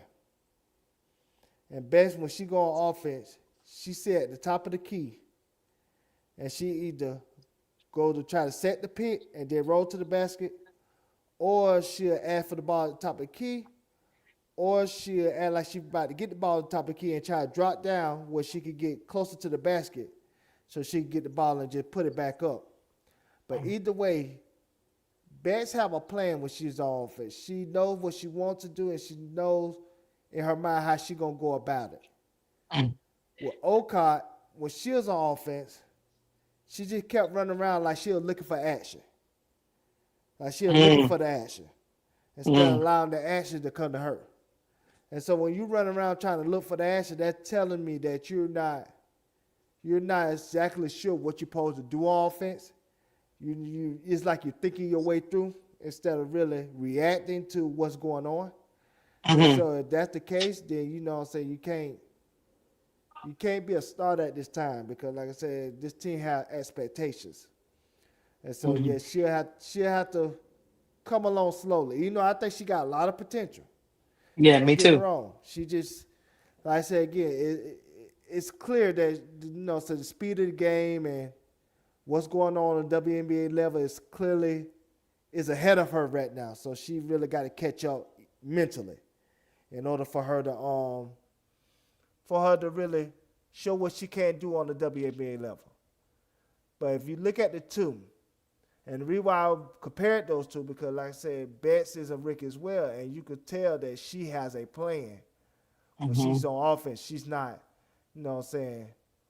she don't look sped up. No. She knows exactly what she's doing. She knows exactly what she want to do. She knows exactly how she going to go about it. It's like if you watch Betts on offense, it looks like she been in the league for 3-4 years. Like she's playing more like a vet than a rookie. But with Okot, you could clearly watch on offense. You could clearly see her just running around, not knowing if she needs to set a screen, not knowing if she need to get in the position, not knowing, do she need to go on the low block. It's just she's running around.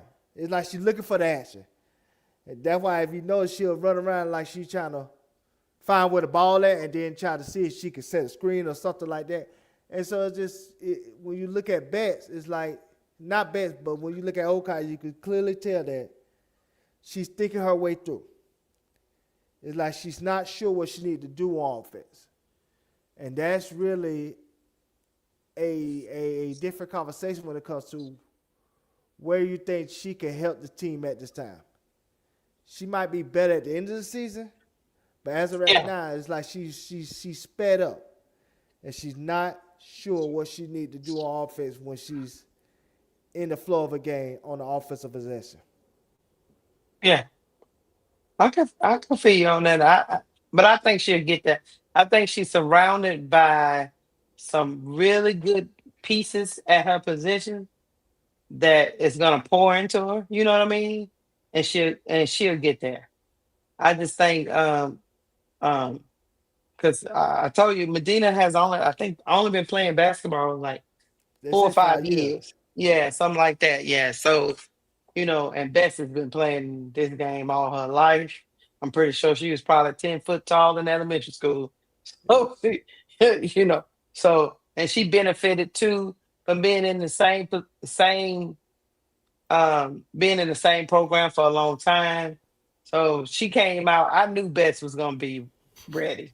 Mm-hmm. WNBA ready. You can see that during her senior season. So, but that one thing I like about Okai, that didn't stop her on the defensive end from going at bets. She No. she did not back down, and that was why she was a bright spot for the coach, and for the people that was watching. Even though the rest of the little people that was trying to make the roster spot was kind of running around too.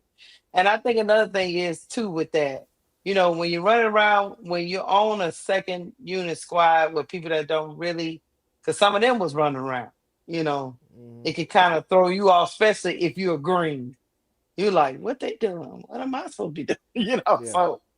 So I would give her that, but I think they're gonna be fine to start the season. I think the bench gonna be fine. Now, Mm-hmm. in my opinion, we've talked about it. I think they need another piece, They should but sign Misame. but that's just me.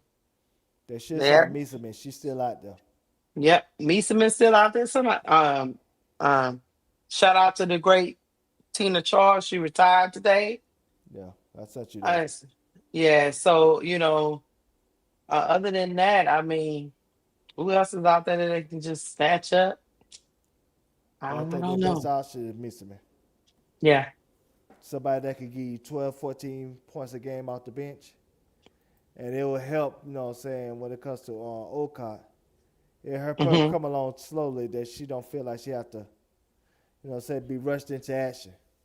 And Right. so they, they could really bring her along and maybe, put like Okot in very limited spots, especially when it comes to like maybe they need a defensive, possession where they can, I'm gonna use Caitlin Clark for example Hmm. because her defense so bad. When they get to close games, they keep switching her in and out. They have a scores table when it comes to offense, and then try to take her out on defense when it comes to the like free throw line. When you know how they say when you foul to try to get back in the game, Hmm. and they Yeah, keep yeah. subbing you in and out. It could be situations like that where Oka could be used. And then, like I said, again, spurts here and there when it comes to her defense. But like I said, right now, she just, like I said, she's sped up. Yep. But we're gonna see, man. I mean, I can't wait. I think they first game is Saturday. Hold on, let me get the money.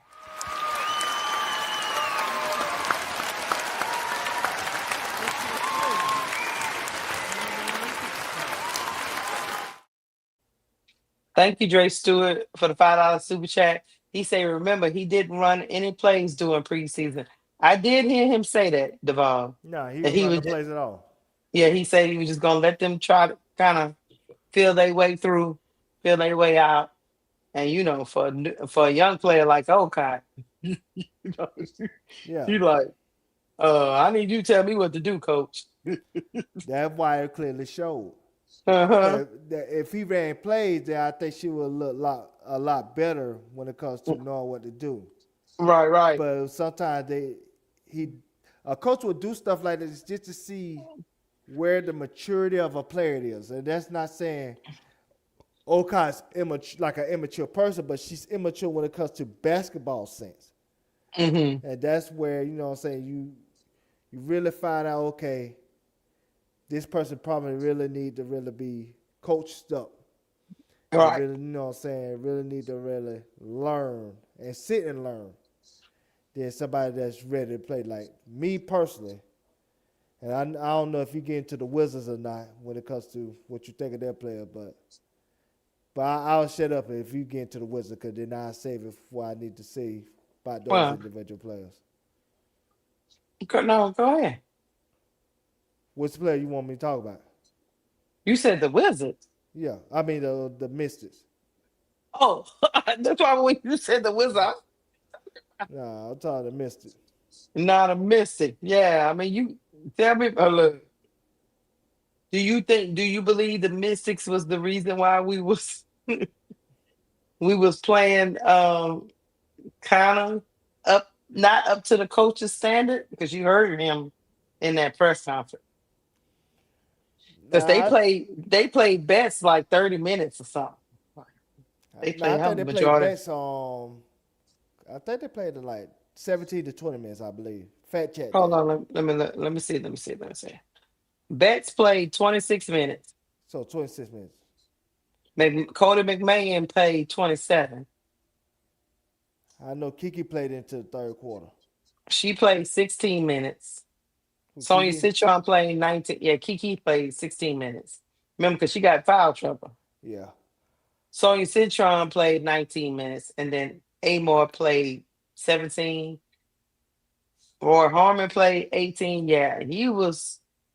Dugalich played 20, but the main people, like Best played 26. Cody McMahon played 27. Like, you know, they were still in the game well into the fourth quarter. Mm-hmm. So I don't. Well, we had pretty much. I'm talking about Atlanta. We had pretty much called the dogs off. So Yeah. I So don't. when it comes to bets, like I said again, I would say this: she don't need to be on the bench. I think Mm. that was stupid on the Washington Mystics to even match. You know what I'm saying? What's your girl name? Shakira Austin Scare for Austin. not letting her go to Toronto. But if I'm the Mystics right now, I'll trade it to Toronto right now. I'll trade it to Toronto right now and see what I can get back. Maybe get a first next year or what not. But like I said, I will trade her and see if I can get a first back because like I said, Beth needs to start. She's clearly ready to play.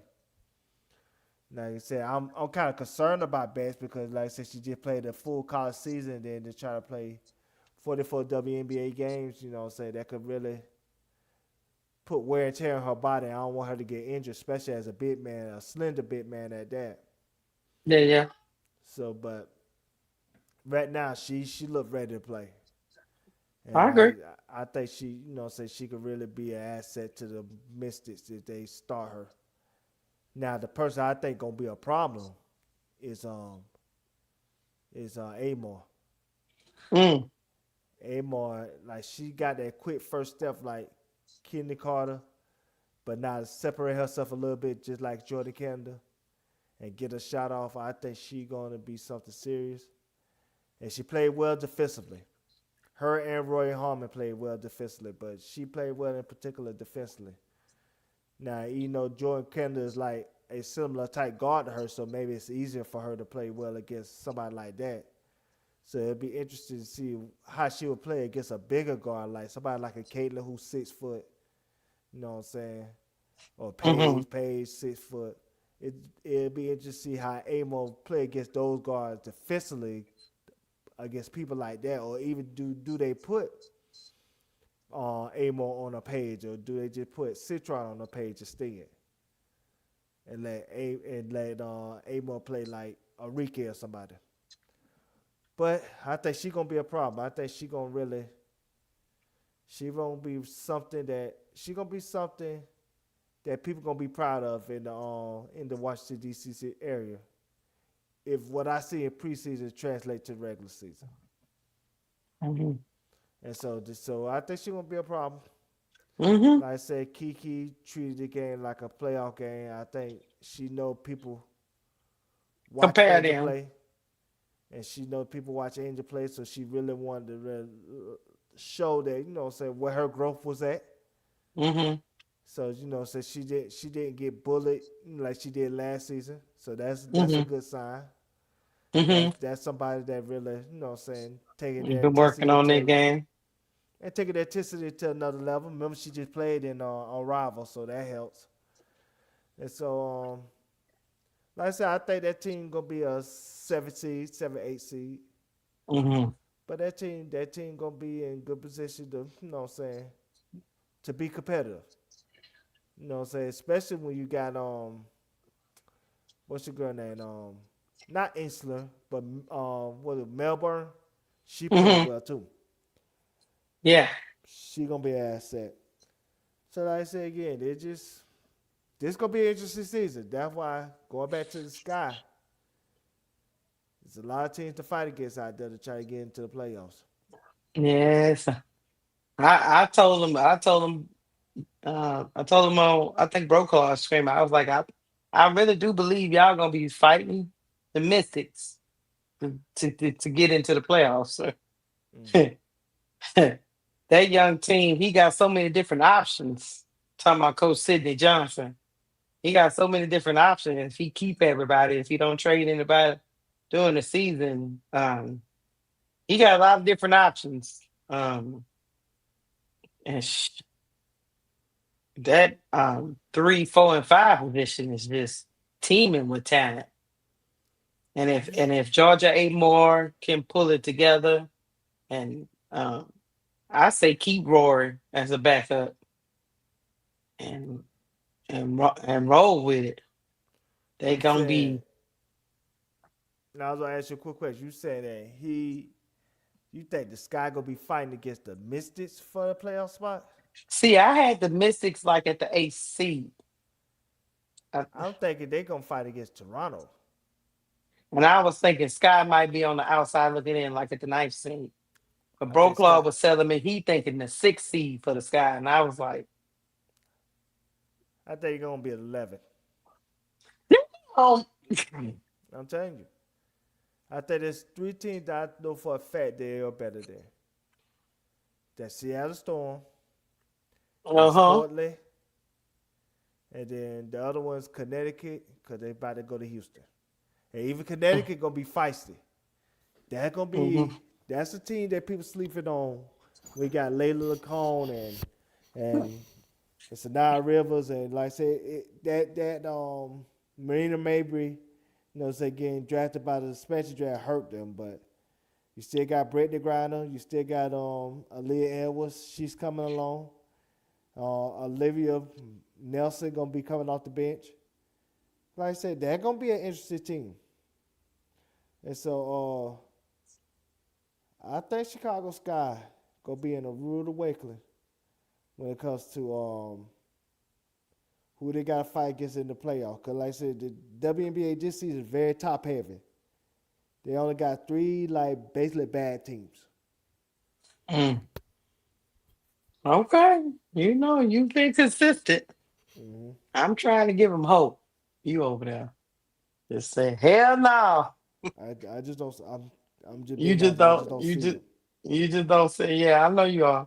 You like It, I'm being honest, Keisha. I don't see it. I it don't see like it. the Sky problem is they got too many holes. Like I said again, they're bad defensively. Mm. Now they got slightly They better. What with Cloud Cloud could give them something. These they she's a when elite she defensive comes talent. back. Yeah, she's Yeah. elite defensive talent. And then Skylar Diggins, she's not elite no more defensively, but she's still good. Mm-hmm. But that's about it. All the other ones gonna get roasted. And then you Well, got inconsistency. You got inconsistent scoring on the offense end. Who gonna be the main scoring punch on that team on the given night? Is they gonna be depending on a 35 to 36-year-old Skylar Diggins to do that? Is Camilla gonna take the next step? it's a lot of questions. Mm-hmm. Like I told Brokaw, you got a slim chance, but you're banking on Rakia taking the next step. You're banking on Camilla taking the next step. You're banking on an all-star season from Skyland. Skylar. You're banking on um They e- hoping even that you're hoping that JC Sheldon is worth the trade. now I don't say they hoping that what's your girl name? Azrae last year that season wasn't a fluke. You look, hold on. No. You banking on Azrae Stevens being an all-star Mm-hmm. like Angel was. Yep. Cause that That's what you was banking on. cause that was Snoop the GM said. She said we pay you like a Because superstar. we don't need Azrae Stevens that was in Los Angeles. Mm-hmm. We need all-star Azrae Stevens. But Azrae Stevens almost made All Star last year, Huh? and I said that Azrae Stevens almost made All Star last year. Correct. And now Mm-hmm. we need her to take that step. Yeah, at least that's what the GM said. So GM Sloop said we paying you, what I'm saying, super max money, pay you superstar money. We need superstar play. that's what the GM said. Mm-hmm. But hey, we're gonna get off of this Yep. and we're gonna get to the survey. Hey, y'all hit the like button. Y'all hit the like button. I'm telling y'all, and it got real dicey out here in these streets. Hit the like button. We're gonna talk about this GM survey that everybody named mama on Twitter and threads and online talking about this GM survey and the noticeable changes, Duval, Mm-hmm. from last year when it Yeah. seemed like they was pushing an agenda. Yep. I don't know. After we go through this survey, are they? One of my questions is: are they reversing course Yep. on what they started with, Mm-hmm. or are they just correcting what we said about this survey last year? I think they getting sour on certain players, Mm, and yeah, it's we gonna clearly go. showing. It's starting to show that it's a little. Maybe the shine is getting a little dull. Yeah. Hmm. We're gonna go through it and see. This survey, guys, is by the GMs. They do it every year, right, Duval? They do it every year. Mm-hmm. And they ask a couple of questions. So we're gonna go through it. 2026 WNBA GM survey, 42 questions ahead of the 30th season. All right, I ain't reading all that. Yeah, you don't need to We read gonna it. Just go straight to the we question. gonna go straight to the predictions. Okay, the first question. Which team will win the 2026 WNBA finals? Number one, they have Vegas. Two, they have New York. Three, they have Atlanta. Mm-hmm. Um, a lot of people on Twitter was a little perturbed that the Fever was not in this list. What you Yep. think, Duval? Is the list right? Top It's, three. as, it's absolutely correct. And I think Atlanta could really make some noise if Bree Jones come back. Mm-hmm. Because I think, especially if they play against a team like that Vegas Aces, I think Angel could do enough to cancel Asia out. And so that means could Ryan Howard and Alicia Gray can the Right. scoring load against, say Jackie Young and Chelsea Gray. And Uh-huh. then can Bree Jones give enough down low against, let's just say Alyssa Smith as of right Mm-hmm. now to Right. really kind of add on, that matchup for, say Atlanta Dream to win. Yeah.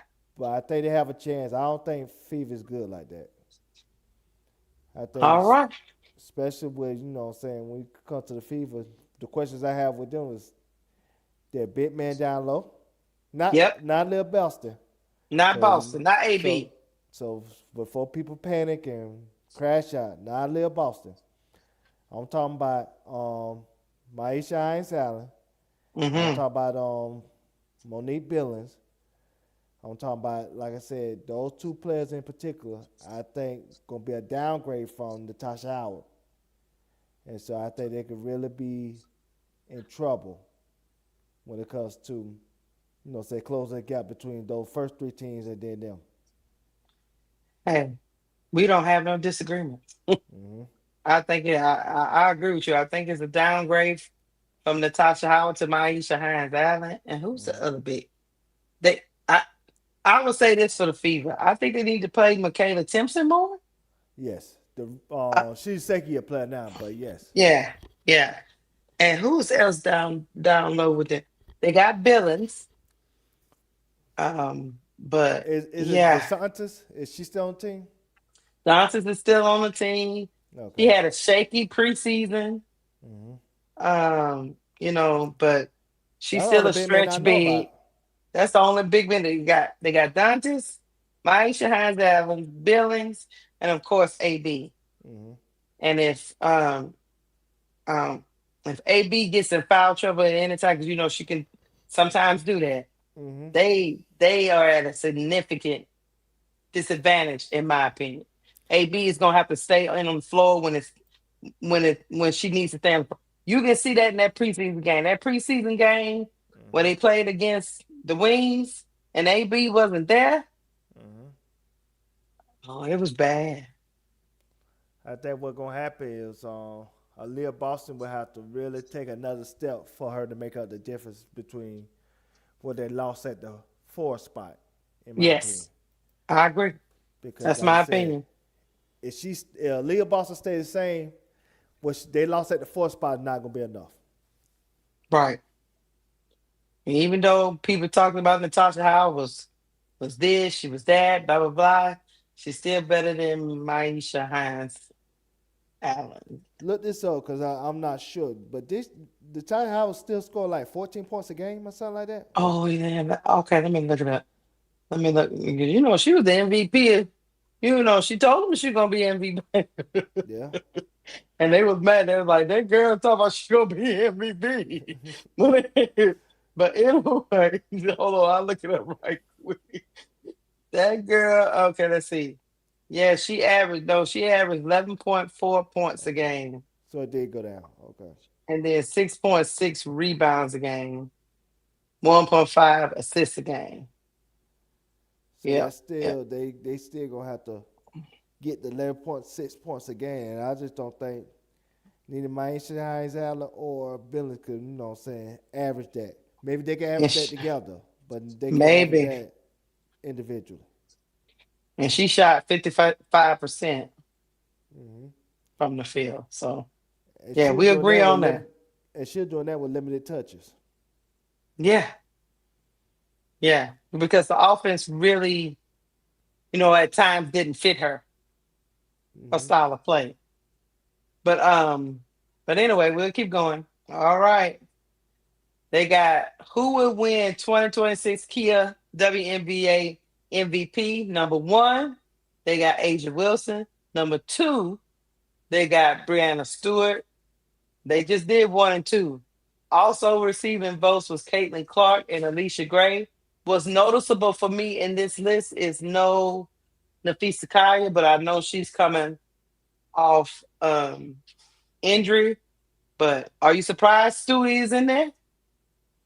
Very surprised. 'Cause I think she Mm-hmm. been declining since 24. Mm-hmm. Like I said, at this point, Sabrina's the best player on the team, in my opinion. But if I had to really say who could be the outside shot of being an MVP based on team record, if the Dream get the first seed and Angel Impact, really shows between, her impact with the Dream, I think that could be an outside shot where she could get MVP.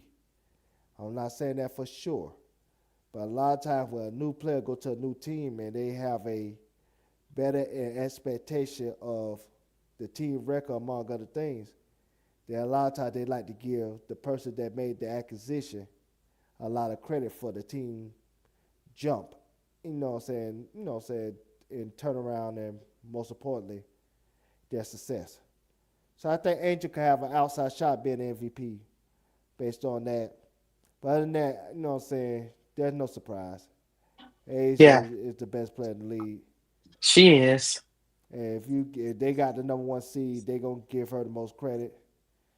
Like I said, yes, but I truly think if Angel can get the number one seed with the Dream, she gonna get a lot of credit for their jump, which could put her in the MVP conversation if not win it, especially if her numbers show, Supported. yes, show, say growth in her game along with the team success. Are you Cause that are you oh, go. I'm sorry. go I thought ahead. you was about to. No, I was just. Are you surprised there's no AT? hmm I am. You know. Yes, Mm, I that's really just am. me. You know. I don't. You know. And, look. I don't know. We'll see. Yeah, I'm We surprised because shall she, see. but yes, she have an outside shot again MVP if her numbers. So I'm gonna say this one more time because people like to, say act crazy in the chat. If Angel helped the Dream get the number one seed, she would get a lot of credit for their jump because of her acquisition, especially if her numbers improve. In addition to that, that's not crazy to say. Because if you think that's crazy, ask, how did Jocko Jones get number one MVP in 2021? Did Jocko Jones get the MVP in 2021 for Connecticut Sun? Hmm. So if Jocko Jones can get MVP, why Angel can't? No, I I agree with you. You know who No, else I no, think? no, Go but ahead. people in the chat act like what I'm saying that's goddamn impossible. Like Angel's just some 8 points a No. game player. You know what I'm saying? What the fuck y'all talking about? I mean, excuse my language. Don't let them get to you. The Excuse my ball. language. I mean, damn. Look, This stay girl with me. scored. This girl scored 14 points a game and 12.6 rebounds a game last season. In addition, she had a 19-point a game month of July when she won Player of the Month. Is that correct? Yes. So it's not a stretch for her to make a jump. And if the And team had the success, she going to get the votes. and JJ averaged a double double that season. What's the 19 point? points, 19 points a game, 11 rebounds a game, Hmm. 2.8 assists a game, Hmm. 1.3 steals a game. Hmm. And she was 2021's MVP. Now let me ask you this, Keisha, because maybe I don't know shit, right? Hmm. Was Angel and Brianna Stewart the only two players in the league that was in top 25 in all 5 statistical categories? Yes. So that means Angel's a damn good player. So that means if Angel score instead of 14 points a game, let's just say that points go to 18 points a game, and everything else from last year stays the same, she not in the MVP conversation, She is in the conversation.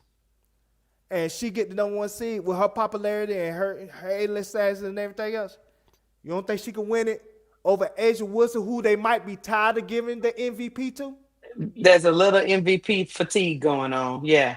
Because Jordan could have won MVPs 10 straight years. But there's a Yes. reason why they gave him to Karl Malone in 97 and Yep. Charles Barkley in 93. Not because Jordan ain't had MVP seasons that season. They just were tired of giving it to him.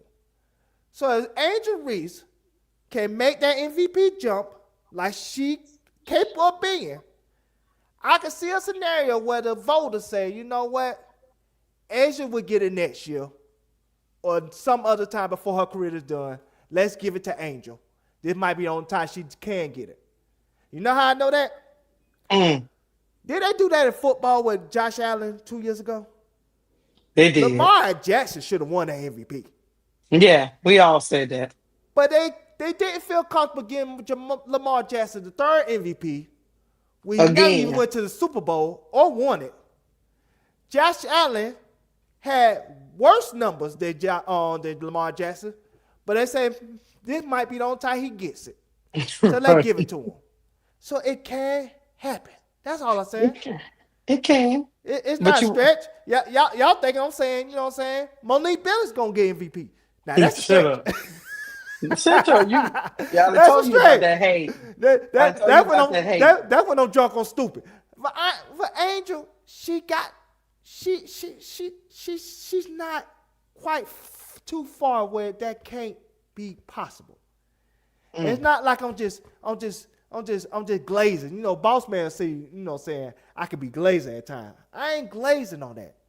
I'm just saying, if she just average 4 more points a game in a system where she gonna shoot more threes, matter of fact, and she gonna have more spacing because you can't collapse on the paint when you got Ryan Howard and Alicia Gray, correct? So that means a lot of more one-on-one opportunities. And you know, with that team, she's going to average 32 minutes a game. It's just possible, Keysha. But let's keep it moving because I ain't trying to hold up the show. Let me tell you another person that has a possible outside chance that's not listed here because I do agree with Alicia Gray outside looking in. Another person, I'm going to tell you, Paige Bueckers has a chance. You know why? Same narrative. Because she can take that if she can take that Dallas team from 0 to hero in a year, she's gonna be in consideration. I don't care what nobody said. Especially if she had the numbers. But if she take them from what the 10th seed or whatever they was last year, 11th seed, whatever they was, to being like the 4th or 5th seed. I don't know, man. All right, we're gonna move on. Gotcha. Next question. If you were starting a franchise today and could sign any player in the W, who would it be? Number 1 was Paige Bueckers at 33%. Number 2 was Caitlin Clark, 20%. Number 2 was Asia Wilson, 20%. They tied. And then number 3 was Dominique Malonga at 13%. Also receiving votes was Stewie and Nafisa Kaya. Last year, Caitlin Clark was at 50%. Yes. We sensing a theme, but go ahead, Duval. I think they had their concerns. And their concerns with Caitlin is this. Read out Caitlin field goal percentage at 3-point percentage last year. I know it off the top of my head, but I just want you to confirm it. Oh, snap. You want to... Because why like y'all said, doing this to this girl? She only played 13 games. I got you. Okay, you want the 3-point percentage? Yes, go ahead. 27.9. Ugh. How about the field goal percentage? 36.7. She was 41% as a rookie. Yep. So if her field goal percentage went down and her 3-point percentage went down, and then her turnovers is, let's just say, the same, right? About the same, yeah. And now she having injury concerns, right? Mm-hmm. Maybe GM's starting to be sour on Caitlin as a franchise player. Her free throw percentage went down too. I didn't even notice that, but thank you for telling Yeah, me. from 90 to 82. Yeah. So like I said again, it's a concern for these GMs that Caitlin Clark is not what she might be sought out to be. What they thought she was going to be coming out her rookie season. And Paige, on the other hand, had the same type of rookie season as Caitlin Clark, but just without the team wins. And Paige game was more cleaner than Caitlin's. So this is really why Caitlin is not being sought after now as I got to have her to build my franchise around, because now you have questions. I'm not saying there's ringing alarms, but there's some concerns, just like concerns. And so, Caitlin, she had this year to really show that, hey, my game can improve, my game can evolve, and I can be a missing piece of a team where they went to the semifinals. I could maybe get them to the finals if given the opportunity. That's what Caitlin has to show GMs around the league this year for her to get back to that, build around her next year. That's the number one player. Is that correct? That's correct. Mm-hmm. I agree. Yeah, I mean, yeah, we're going to get to the next question. Yeah. Which player forces opposing coaches to make the most adjustments? Number one, Asia Wilson at 60%. Number two, Alyssa Thomas at 13%. Mm-hmm. Also receiving votes was Caitlin Clark, Mm-hmm. Fee, Kelsey Mitchell, and Stewie. I'm gonna give Caitlin Clark credit for this, because I'm gonna put her and Alyssa Thomas in the same category. But I think she's better at Alyssa Thomas when it comes to this, because of her pace of play and her ability to shoot threes at any part of the 3-point percentage when it comes to once she reaches past half court. It can be a problem for other teams. Cause now Especially you if she hit him. Yeah. So now you got to stretch your, say your defense from, instead of playing at the 3-point line, to after, say she reaches half court, especially in transition. So I would give her credit for that. I would say Caitlin Clark can stretch a defense. So I see why she's receiving votes. Now I say the person that will give me the most problems that's not on this list is my girl, Ogumake. Ogumake is a great 3-point shooter. I think she like 37%. Look that up for me. Ain't she like 37, 38%? Ogumake, NECA. Okay. I think NECA. And she shoot over 50% from the field, I believe. And so, yeah, she shot. Oh, what the hell was her stats? What the hell? Okay, there we go. She shot 51% from the field and 36% from three. Yeah, so and then somebody like Nafisa was 54 to 90. So she shot a high 3-point percentage. I think she shot in the 40s. Nafisa, 54 to 90. Yeah, that's because last year that was the first time she achieved that 50-40 whatever stat line. Yeah. I would say Asia is a very, how can I say, she's a dominant player for us. Say her strength is like something that could be unmatched by most people, especially one-on-one. But she do have her limitations. She's not a 3-point shooter like that. She's great at the mid-range, but she's not somebody that shoot the three in that capacity. So I think somebody like a Nafisa Collier and a NECA, because they can shoot the three and they can shoot the mid-range and they can score down low, I think they have more ways to score on you than I think somebody like an Asia that only could shoot like the mid-range and get it down low. She can shoot threes. But not like that. Look at Asia on 3-point percentage. Let's go see. Let's go see what Asia will. You be messing with Fee is 40%. I'll be over here messing with my goat. I done told you that you gonna get slapped like a minion. Hold on. Asia was got me pulling up all these people. Let's see what she got.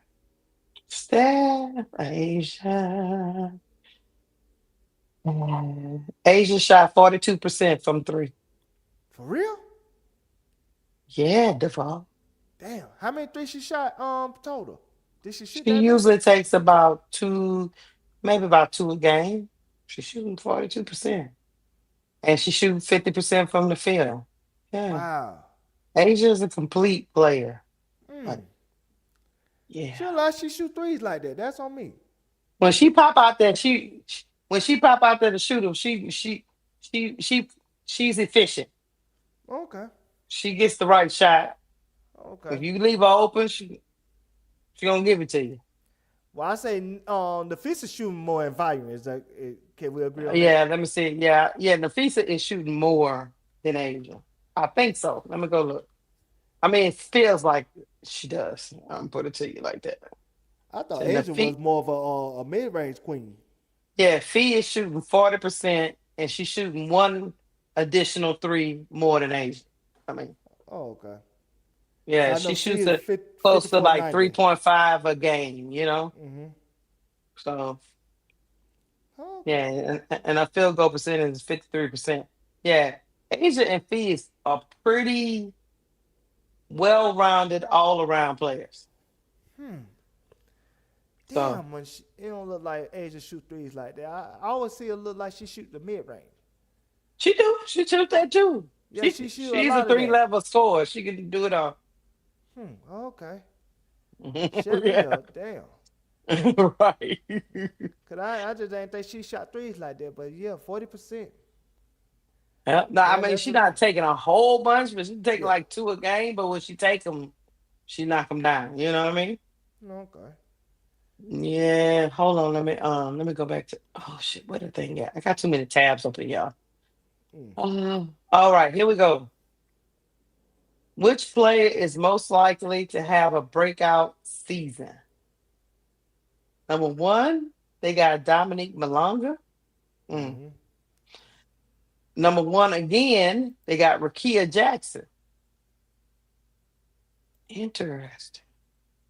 And they got also receiving votes Julia Alamine, Cam Brink, Paige Bueckers. I don't know. What you mean breakouts? That's crazy. Kennedy Burke, Veronica Burton, Ryan Howard, Marina Mabry, Layla Lacan, Jackie Young. It's interesting that the only thing I would say about this, I understand Malanga and I understand Mm-hmm. Rakia Jackson, but it's interesting they don't put Camila Cardoso here. Hmm. What do who would be your breakout player of the season? I would look at Camilla. Mm-hmm. I like I said again, it is a make or break season for her. You know what I'm saying? Because based on the fact that, like I said, she needed to take that jump without Angel being, you know what I'm saying, on the team and according to the outsiders, you know what I'm saying, affected her presence. You know what I'm saying? So she needed to take that jump and be an all-star this season. So that'll be a person I look at, you know what I'm saying. Maybe Jordan Canada could take that next step and be an all-star. You know what I'm saying? If she could like really expand her game and be a more of an assist person. I'm talking about Jordan Canada. But like I said, that's the 2 people I could think of as of right now. You know what I'm saying? Other than that, maybe Maddie Seacrest. I know she made the All-Star in 2023. Maybe she can get back to what she once was. You know what I'm saying? Maybe that could be a conversation, especially with, you know what I'm saying, the type of offense they want to run in Dallas. And so, who knows? There's a couple candidates out there. You know what I'm saying? Yeah, I'm with you. I'm with you. I was surprised they didn't say Cardoso, but okay. And I'm trying to think of who else. I keep looking at this list. I would say Hmm. Wiscombe from the Mercury. You know, say Oh she shoot the yeah. three very well. You know what I'm saying? If she add to her game, maybe she could, you know what I'm saying, be that, you know, say that third scorer that they need between, you know what I'm saying, Mm-hmm. Lissa Thomas and Kai. You know what I'm saying? That could be the option. Mm. So like I And said, plenty of people. yeah, there's plenty of people for that question. That's a hard question, you know. Mm-hmm. All right, we're gonna get to the next one. Yes. Who is the best point guard in the WNBA? Uh-oh.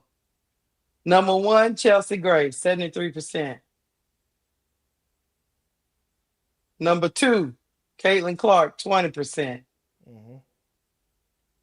Number three, Paige Bueckers, 7%. Last year, Caitlin Clark and Chelsea Gray was 50%. Right.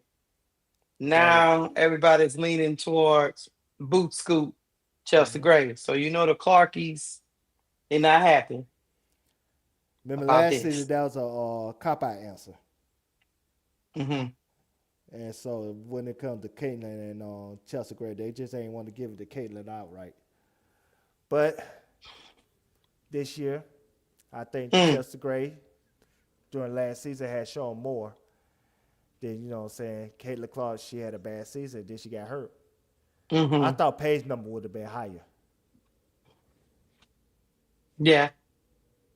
Mm. I was just shocked at 73%. Like I said again, I think a lot of people they down on Caitlyn when it comes to her game at this time. And they don't give no credence to like people like Skylar or Natasha Cloud or Sabrina or none of them people Mm-hmm. at the point guard position. Anyway, Mm-hmm. we're gonna keep going. Keep going. Yeah, Chelsea Gray has been every time they tried to bury her under something, right, Duval? She kicked the dirt off of herself. So Mm-hmm. okay, who is the best shooting guard in the W? That's a good one. Number Mm-hmm. one, Jackie Young, 27%. Number two, Paige Bueckers, 20%. Number three, Kelsey Mitchell, 13%. Sabrina, 13%. Alicia Gray, 13%. Also receiving votes was Kelsey Plum and Kayla McBride. Mm. Last year, Caitlin Clark got 33% of the vote. We sensing a thing. Yeah.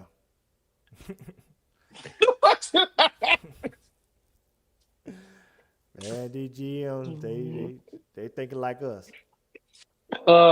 Is DGM's trying to switch narratives, Yeah. Duval? They switching sides. But They stay on that switching side. sides. Yeah, stay on that side. You know, look, hey. I Stay mean, on that side. Caitlin Clark ain't on the list at all, but her teammate is. Stop laughing, Duval. Yeah, it's funny, man. It's just like stay on that side, bro. Stay on how that side, quickly, GM. how quickly things change for these DMs? Is Yeah. this for real? Like, can you change that quick? Yeah. It's funny. It's funny. Like, well, a year can make. That's what they always say. Yeah, it's like what the hell, man? Okay, we're gonna keep going. we gonna keep going because it's funny as hell. It is. Okay. Who is the best forward in the WNBA? Number one, Asia Wilson, 47%. Number two, Fee, 27%. Number two, again, 27% for Stewie. Last year, it was Fee and Asia Wilson. Seems like there's a new agenda for Stewie. Mm-hmm. They think Stewart gonna make. They acting like this gonna be they acting like this the Swan song, like she about to go all out on this. I don't know. Like I said, her numbers was there. It just, like I said, it just feels like some games she's playing at a high level, some games she's like she's out of it. I don't know. She scored like, I think 18 points a game last year. Yeah, I'm gonna go look it up. Let's see what she did. It just feel, yeah, I'm with you. It just doesn't feel like prime Stewie, but Yeah. I get. But she did average 18 points a game, 6.5 rebounds a game, 1.4 steals a game, 3.5 assists a game, 1.4 blocks a game. She shot 46% from the field, but she shot 24% from three. Yeah. So that's why I say I think 2024 and 2023 and 2024 was better seasons for me, but hey, I don't know. But I think it's clearly looks like an agenda that they think Stewie's gonna have a big year. yes. So, all right, to the next one. Who is the best center in the W? Asia Wilson got 57%. Answer to every question. Asia. Yeah. John Quell Jones, 21%. Aaliyah Boston at 14%. And Bree Jones at 7%. Last year, Asia Wilson was at 50%. I mean, I don't have any problems with these four. It's like with Asia Wilson, she like the color black. You can wear it with anything. You're right. That's what it is. It's like you can wear it When with in anything. doubt, Asia. You could like you wear with anything. So like, you know what I'm saying? But Stop. Duval, stop it. She is the answer to all equations, all calculus, calculus solutions. All you got to do is they give you a test. You got 10 questions. You just put Asia or number 2, Asia. Number 3, Asia. can't go no wrong, right?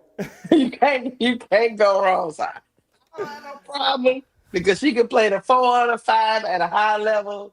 So you know she gonna go ahead. No, I was gonna say I do want to give Aaliyah Boston some credit. I think she could make a jump. I think she could really she improved on her defense last year, and she made all did. defensive team, second team, well blocks and stuff. So I think she could make a jump. I think Jacqueline Jones, is they still giving her credit for 2 years ago? Cause last year she was hurt a lot. Yeah, Cause that she ankle injury was. had her out for like 6 weeks, after the All-Star break and everything. Yeah, So, well, you got to understand. but go ahead, you got it. You got to understand.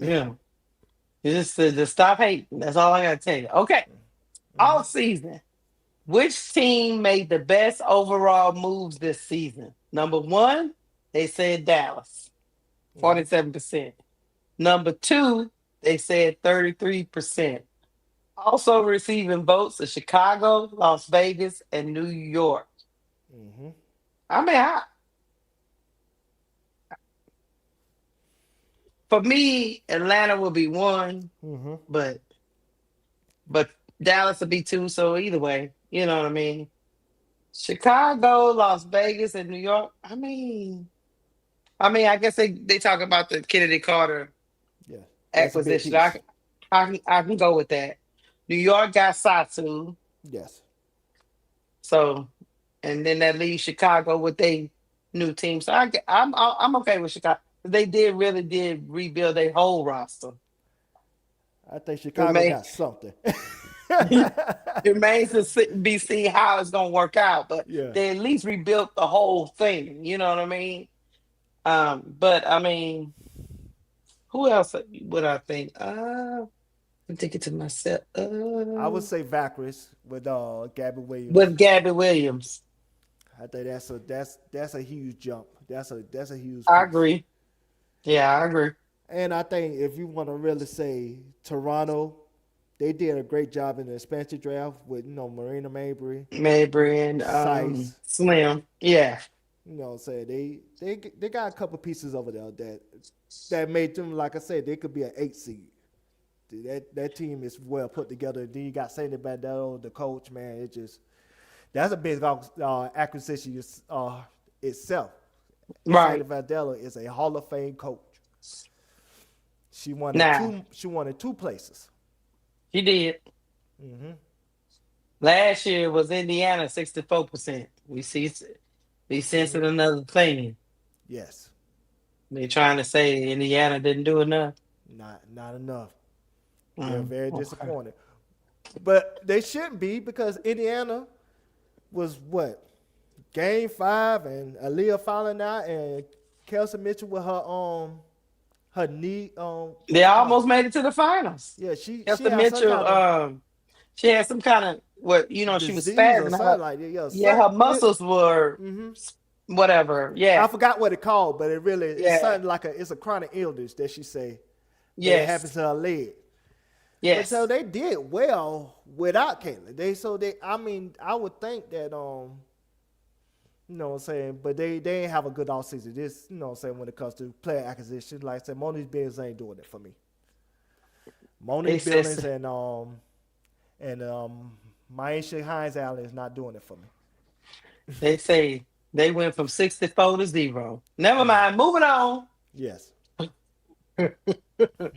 Which player acquisition will make the biggest impact? Number 1 is your girl, Angel Reese.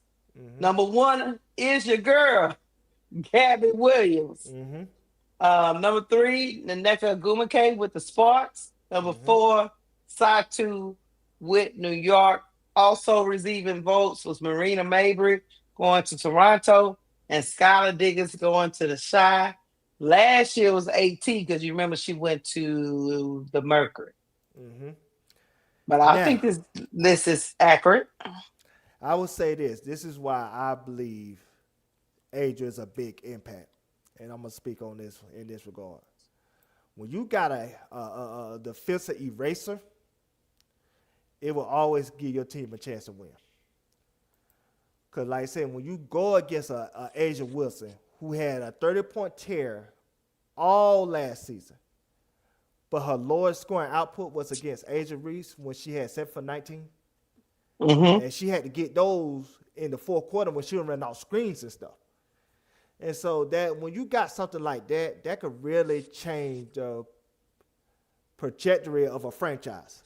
Like I think before Angel Reese, maybe the Atlanta Dream was a playoff contender, Mm-hmm. but not somebody to be taken seriously. But with Angel, you can will and all. You can, you know what I'm saying? You can put yourself in a position where you can be a championship team. Because Mm-hmm. she is somebody that can take away your best player on the other team. And if you have that and you can neutralize your best player on the other team and kind of shrink the game a little bit, it really can, you know what I'm saying, maximize the Dream chances of winning. Especially if Ryan Howard or Alicia Gray, if not both, can go on the heater. You can always, you know what I'm saying, have a chance to win when you got those type of ingredients to, you know what I'm saying, to beat any team. Now, with Gabby Williams, I can't explain that. You know what I'm saying? She is a big piece. Mm-hmm. But I think, you know what I'm saying, I don't think she don't make a difference in the jump when it comes to, because I think the vacuum was the 17th seed or 6th seed, if you could look that up. But I think I it was the was. 17th. I think it was like the 7th or the 8th. What? I think that was the 7th seed, I believe. Because I think the 6th seed was Indiana. Because they played against the Dream, I believe, right? Heck if I know. Hold on. I can't remember. Let me NBA playoffs. I can't remember what it was. Let me see. Or It, was it Indiana was the 7th seed? who was hold on. No.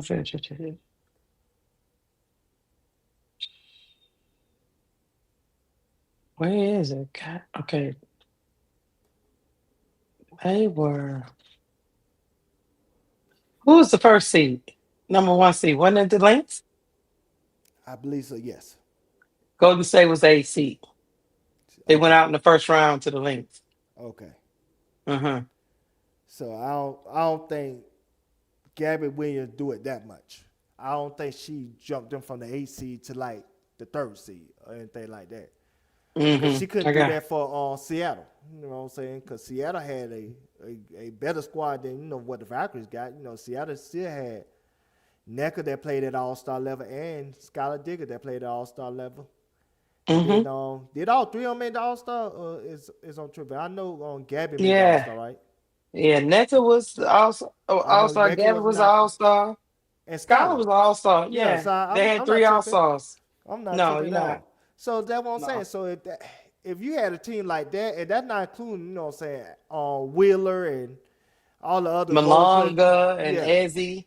and yeah. So when you had a team like that, and they was what the Seattle was the 3rd seed that year. What was Seattle? Hold on. Ooh, let me see. No, they was oh shit. Mhm. I'm looking for the damn bracket thing with the numbers on it. Hold on. Okay, here we go. Seattle was the 7th seed. With all those All Stars. It was the 7th seed. And so that's what I'm saying. So if she could do that for that team, and it's not like they had a bad coach, because Nola Quinn is a great coach. She's not a Hall Yeah. of Fame coach, but she's a great coach. So if they couldn't do all that with that team, I just don't see her making that type of leap with Veronica Burton and let's just say Kayla Thornton with Napa. Mhm. I just don't see that type of jump from the 8th seed to what the 3rd seed where she'll make that type of impact. Well, She's a great defensive player, but I think she, Angel can she make is. that. She can make that type of impact with the Dream more so than Gabby could make with the Valkyries. Well, you about to get even. You about to poo-poo this too. Then, Mm-hmm. what was the most underrated player acquisition? Number one, they got Ariel Axis at 21%. Mm-hmm. Number one, they got Alana Smith at 21%. Then they got Rakia Jackson for Chicago at 14%.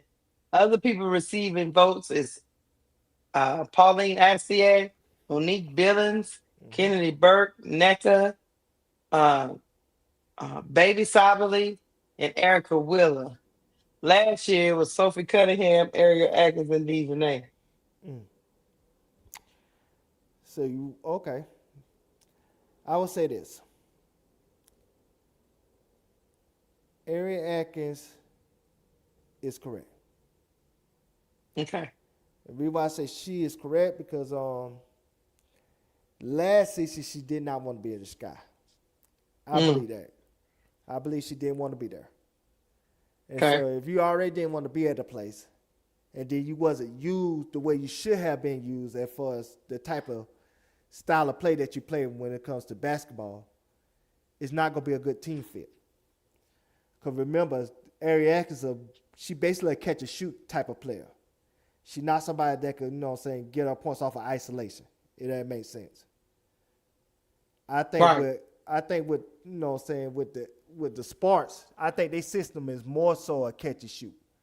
Especially when you got somebody like Kelsey Plum at the point guard. I think they'll allow her to play that type of game, which could really help their chances when it comes to, being a complete team, a complete team, because she's being used the right way, and this is probably a city that she most want to play in, and a team that she most want to play on, than Chicago Sky with that drama, negativity, and everything else. And that's So you think she's gonna change life in Los Angeles? I don't think she's gonna change life in Los Angeles. I think she's gonna more fit in with Los Angeles. I got think you. she gonna show more in Los Angeles than she did with Sky. Ain't that about to be? But Okay. but again, that's when it comes back down to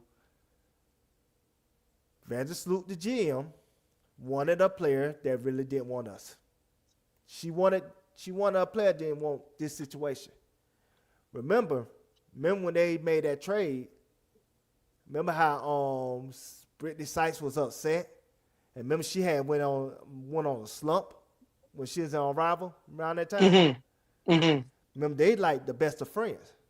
So she Right. didn't want to leave her best of friend in Washington to go to a team that have a reputation that they have with the Sky. Because remember she was saying she was on re-sign with the Sky? What happened to that? Yeah.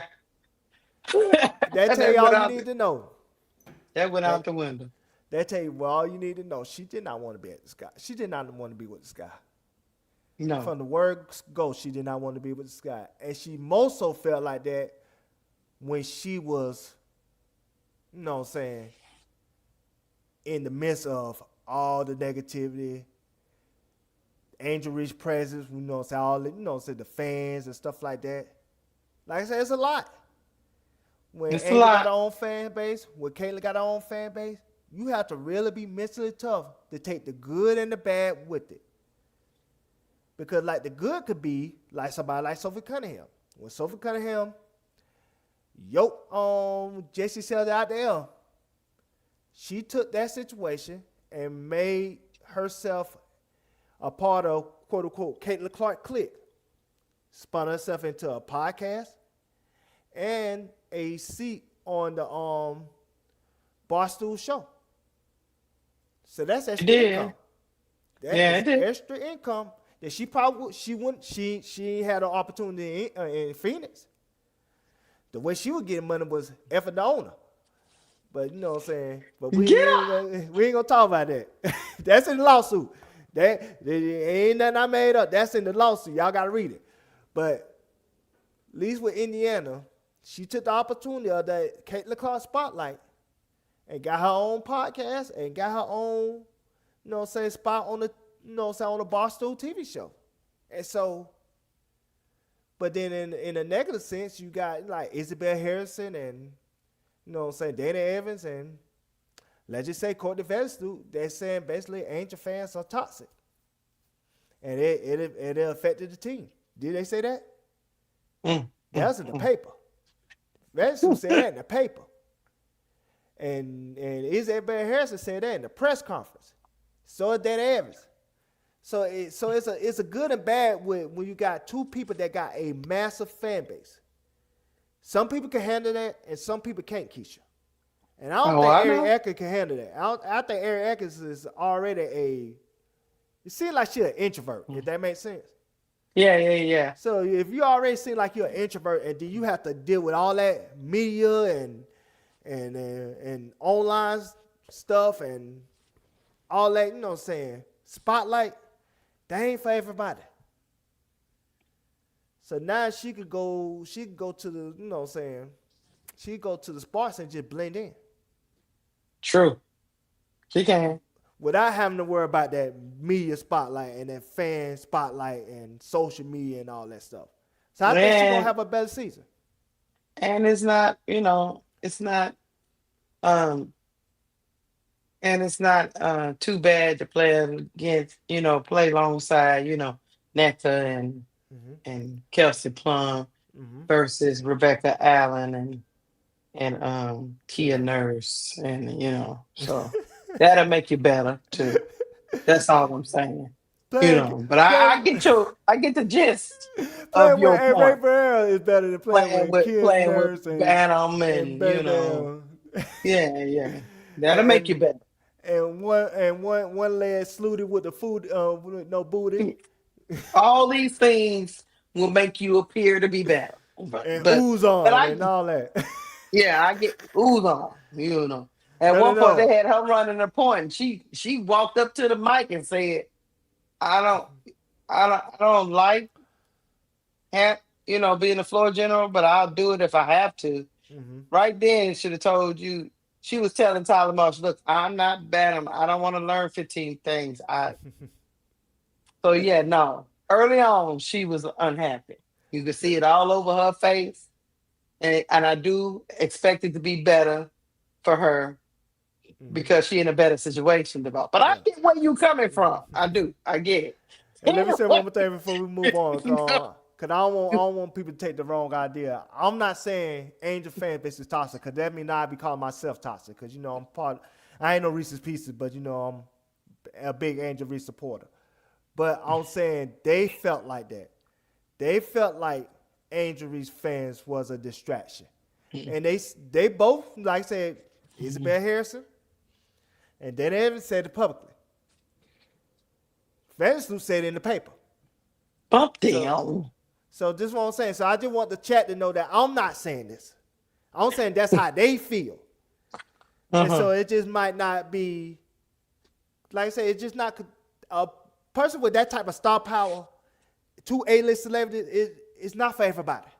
And that's all I can say. Hell, I'm gonna be honest with you. I'm looking at threads, and shout out to L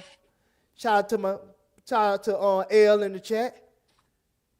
Cause I'm on threads now. So when you get on threads, Angel Reese ain't been on team but a month, and Alicia Gray constantly fighting with fans based on this that said. Like I said again, it ain't for everybody. Alicia Gray be on threads like Alicia Gray be on threads like, shut up, y'all don't know what y'all talking. Yeah. That's what I'm saying. She ain't never had to deal with that before, but now she fighting with fans every day. And I'm saying that on threads. So shout out to Ellie for getting me on threads. Because she been talking about threads, and so I had to go over there, see what's it about. And now I'm over there. See what's up. All right. Let's move on. We're going to move on to some area accents. Anyway, what was the most surprising move of the offseason? Number 1, Satu Sablin. Number 2, Angel Reese. Number 2, Alana Smith. Also receiving votes: Bridget Carlton, Skylar Diggins, Rakia Jackson, Marina Mabry, Jason Sheldon, Brittany Sykes. I would say this.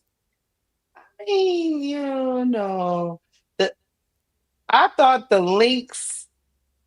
I thought the links um exodus was shocking to me. Mm. But the multiple play, Carlton, Alana Smith, I didn't see it coming. I don't know what I thought was coming, but I didn't think she was gonna completely just let it all go and do like a mini rebuild. You know what I mean? Mm-hmm. Like she left Chef a go, and a lot of that's neither here nor there. Satu, I was surprised by Satu though. Satu always wanted to be in New York, so Yes. that's number one. I don't think it should be because it wasn't a surprise for me. Mm-hmm. Last year, Dewana Bonner was, of course, she was 33. We all know how that worked out. Yeah. She But just won yeah, that check. the only thing I disagree with is Satu at one because I always knew Satu was going. And I knew if New York could make it work, she was trying to get to New York before she got the Mercury. Mm-hmm. So I wasn't shocked by that, but maybe some other people were. That's all I have to say about that. Yes. I think she supposed to went to New York the previous season with her sister. That's what I thought. That's why it wasn't shocking. It just didn't work out. No, I don't think New York had the money there. Remember, because they Right. cap.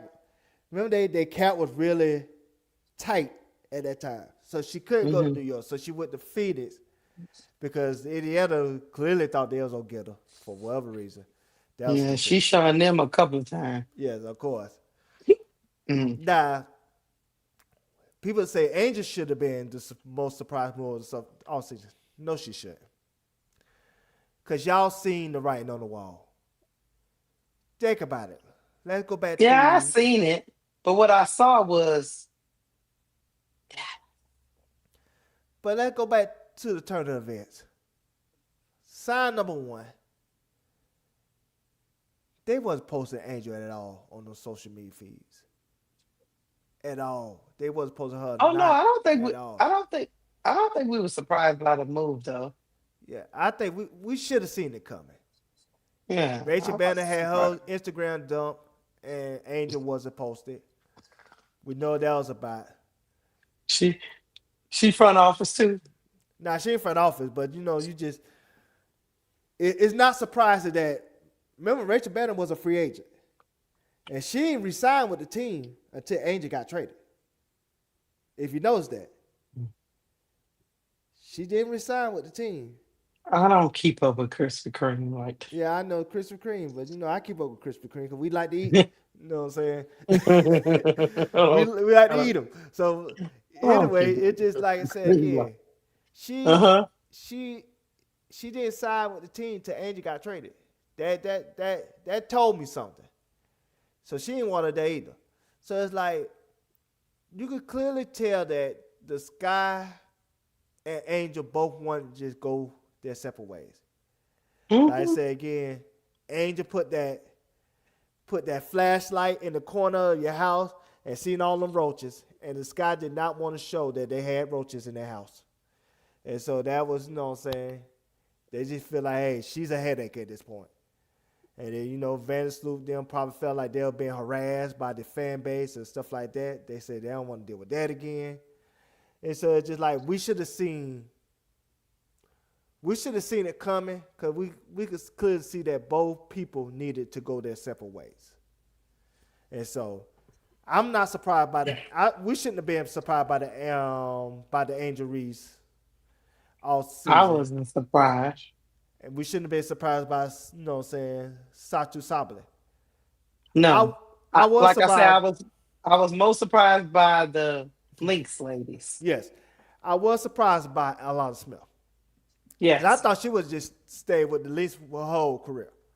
Yeah. Because that's when too. she really became the best version of herself with the Lynx. Yeah. I just thought, man, if they had the money, you just stay there and, and continue what you already had. She probably could have made the next 2, 3 all defensive teams with the link. I underestimated the pimp they call Paige. Yeah. That's all. That's all to it. 'Cause I trust me, I didn't see that coming. I was like, what? Dallas pulling off a heist from Cheryl Reese. She did. She Okay. got both of them. She got her and what's your girl name? Jessica Shepard. Right. Yeah, Both of them. I was like, okay. Yeah. I ain't Now- mad at old Jose. Kurt Miller was out there working. Kurt Miller, hardest working GM in the W. He was out there working. See, like I say, but Kid Jackson was a surprise. I knew she was unhappy with LA Sparks last year. Remember when Yeah, I knew took she that was break? unhappy. I just didn't know where she was going. But Mhm. it wasn't really a surprise. But I knew she was going somewhere. I just didn't know where. I remember with Brittany Sykes. I read on Twitter. This was around the time she was with the Seattle Storm. Yeah, she didn't like it. Yeah, they said she had somebody, her people that sat like right by the bench. She did not like it. She used to argue with some of the teammates and stuff like that. She didn't want to be there. So I wasn't surprised by Brittany. Rakia. No, me neither. At this point, I can't be surprised by JC Shelter because they traded once, they could trade her again. So I just know she could always be on the move. Bridget Carlton, I wasn't surprised because I remember seeing on her Twitter feed that she unfollowed the links. But then she got drafted by, the expansion draft with Portland. But she wanted to go to Toronto. I was just surprised that she just like Cheryl Reese was like, "Yep, I'm just gonna leave you unprotected." Like, oh, okay. Cause remember she Damn, wanted to it's go like to, that. Remember she wanted to I go thought to she was Toronto, gonna though. try to trade her somewhere, but not just. Go ahead. Yeah, I remember she wanted to go to Toronto. Cause remember she from Canada. Mm-hmm. But Reese, did her dirty. Is left her unprotected. And Mm-hmm. let Portland get her. Now she in depressing state, smoking weed with Rasheed Wallace and Barnes and Wells and all them with the Portland Jail Blazers. That's where she at. She with the Portland Jail Blazers, smoking weed, being depressed. The S rate, the unalive rate in Portland is very high. You know what I'm saying? So I watched that documentary the other day. Shout out to Jail Blazers. Go watch it on Netflix. It's good. Shout out to the Jail Blazers. I remember when Rasheed Wallace was over there and all the foolishness and shenanigans that was going on with the quote unquote Jail Blazers. It's a good documentary on Netflix. Check it out. Yeah, they're getting high and all that. Constantly getting pulled up by police. Now, before we move on, I was surprised by Marina Mabry because she found love. And I know she was unprotected in the expansion draft. But she could have told asked some people to let her go. Huh? She asked some people to let her go. She asked them to let her go, right? Yeah. That's why I was surprised by Marina. I was surprised because you're in love. When you're in love, you might want to stay there. No, Marina don't want. She never. Marina Mabry was clear. She has been consistent. She didn't want to be a part of no complete rebuild. She always said that. But she found love. She don't want to be no mentor. She ain't no mentor. She need to be mentored. But she ain't part of another rebuild, but they ain't much better than Connecticut. That's true, but she don't want to mentor people. She needs somebody to be by her side. She got issues. But Sanaa River by her side, I thought that was Sanaa Rivers be going out partying sometimes and coming back, and she be hanging out with Paige. It's off and on. It's Sanaa Rivers another pimp in disguise. She been hanging out with Paige. Yeah, she another pimp in disguise. Maybe probably was over there going, maybe if I put some distance, she'll miss me. Sanaa Rivers was over there still pimping. She was pimping on Rival. She was doing her thing on Rival. On Rival, they were talking about them in the clubs and stuff. She said she'll be out to 4, 5 in the morning. I've seen the interviews. Mm-hmm. Miranda Ranger can't keep up with that girl. Never mind. Let's move on. Okay. Which team will be most improved in 2026? Number one, Dallas, 67%. Mm-hmm. Number two, Chicago, 20%. And Mm-hmm. number three, Los Angeles, 13%. Last year, it was Indiana, 42%. Mm-hmm. Why y'all keep shitting on Indiana? What's going on here? What they improve, Keysha? My guys out and what's your girl name? And the Monique Bills, they ain't doing shit. They're not moving the needle at all, Keysha. They can't be on the list, Keysha. That's not doing nothing. Maisha Allen and Monique Billings ain't moving the goddamn needle. Well, Now, you heard it here. this list, Chicago. Fuck Chicago. They shouldn't be on here. They ain't improved by the goddamn thing. You know what I'm saying? You make me Now, snorkel. Oh. now I'm gonna get to Dallas. I like Dallas. Yeah, Dallas Dallas, did. They did do a lot of improvements. They did. Dallas, the deepest, probably one of the deepest team in the league.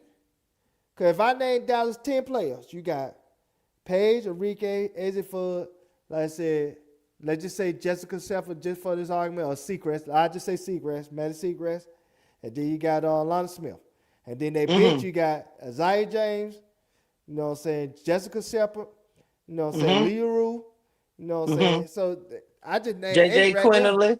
JJ Yeah. Quinlan, that's 9. So like they very deep. Yeah. They gonna be they 9, 10 deep. And Odyssey Sims off the bench. Oh So I yeah. just named 10. Don't forget about Big O. No. Yeah. Yeah. Odyssey Sims. I'm sorry, Chad. Yeah. Odyssey Sims. Bro Clark said, "F you, hater." I see him. I still love him though. Chicago, that 20% is grading on his nerves, Shaq. It's grading on his But Dallas, hands down, is number one because they brought, Kurt Miller cooking. That's all I can say. Yeah. Kurt Miller is cooking. They and they picked up pieces that they need.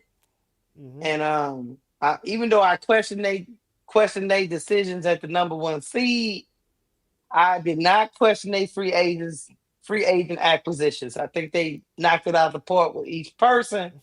So Kurt Miller over there cooking. He over there cooking. Yeah. They're a deep team though. They 10 deep. And Los Angeles did get NECA to come back. They got NECA, they re-signed Hamby. They got Atkins. They got Atkins. They good too. Yeah. Cam Brink on the bench, I question that. Like, you know what I'm saying? Is she really going to ever become what she was supposed to be drafted at with the number 2 pick? But I guess. We'll see. Probably not. Not over there. But anyway, moving on. That's another show for another day. All right. Rookies at International. Who will win Rookie of the Year? They got number one, Olivia Miles, 73%. I hear crickets. Anyway, look, I tried to tell, never mind. Number 2, AZ Fudd, 20%, and number 3 is Flage, 7%. I say, I agree with that. That's why I was quiet. I agree with that. I don't agree with the AZ Fudd. I just don't know how she going to be used yet to really know is she going to really be good enough to try to garner those votes. I think Flage is too low. Because Flage going to be on a team where she going to have the green light because, they rebuilding. They ain't caring about the record at this point this year. They don't have nothing. Yeah, she going to have the green light, just go, go, go. Yes, that's what it is. They going to just say, Flage put up buckets. So I wouldn't even be surprised if Flage made the All-Star team this year. If she put up buckets, if they just say put up buckets and she put up the numbers, you know what I'm saying? You could be on an All-Star team on a loser team. Angel did twice. So she sure did. I agree with the list. I think AZ Fudd is on the list simply because she is the number one overall pick. I Yes. just don't know how she's going to be used, like to Duval's point. But Mm-hmm. I do know two ladies on this list who got the green light. Mm-hmm. That is Olivia Miles and Flage. Because Lynx is in a semi Rebuild. Soft rebuild. rebuild. Yeah. So I think she's going to get to play a lot, just like Flage is going to get to play a lot. AZ is in a position where they can actually pull her out the game. Mm-hmm. And they might not go back to her if it depends on them winning or losing. I just don't know what they're gonna do with AIDS. We'll see. Because this is what you gotta understand when it comes to AZ Fudd. She's not a three. So they basically having a 3-guard lineup. But she's Hmm. not a three.